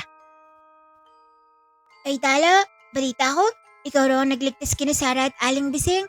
Ang galing mo naman pala, no? Parang kailan lang, didawag-dawag ka. Pero ngayon, ang tapang mo na. Sus, nakachamba lang yun Paula. Hanggang ngayon, takot pa rin ako sa mga aswang. Naku, hindi yun basta tsamba Tala. Magaling ka talaga at alam kong hindi ka lamang nagmamayabang. Naniniwala akong matapang ka na ngayon dahil nagawa mong lupikin ang napakaraming aswang. Ngiti lamang ang naging tugon ni Tala. Kahit hindi niya sabihin ang totoo, alam niya sa kanyang sarili na ibang-iba na siya kaysa dati. Hindi na siya ang batang duwag dahil isa na siyang batang matapang at may kakayahang tumulong sa mga tao. Siya nga pala Tala, pasensya ka na sa mga nasabi ko sa'yo. Madalas kasi kitang tinatawag na tuwag. Kalimutan mo na yun Paula. Kapag may aswang sa bahay niyo, tawagin mo lang ako Oh, ang angas mo naman. Tumatapang ka na talaga. Sa kabila ng kakayahan ni Tala, patuloy pa rin siyang nagsanay sa pakikipaglaban. At dumating ang araw na sinalakay ng ibang angka ng aswang ang kanilang baryo. Hindi lang sina Sara at Lola Bising ang naging tagapagtanggol nila, kundi pati na rin si Tala. Nagtulungan sila sa pagpaslang sa mga aswang na nanghasmang biktima sa kanilang lugar at nagtagumpay naman sila mula sa pakikipaglaban. Ang astig naman ng pamilya mo, Aling Wilma.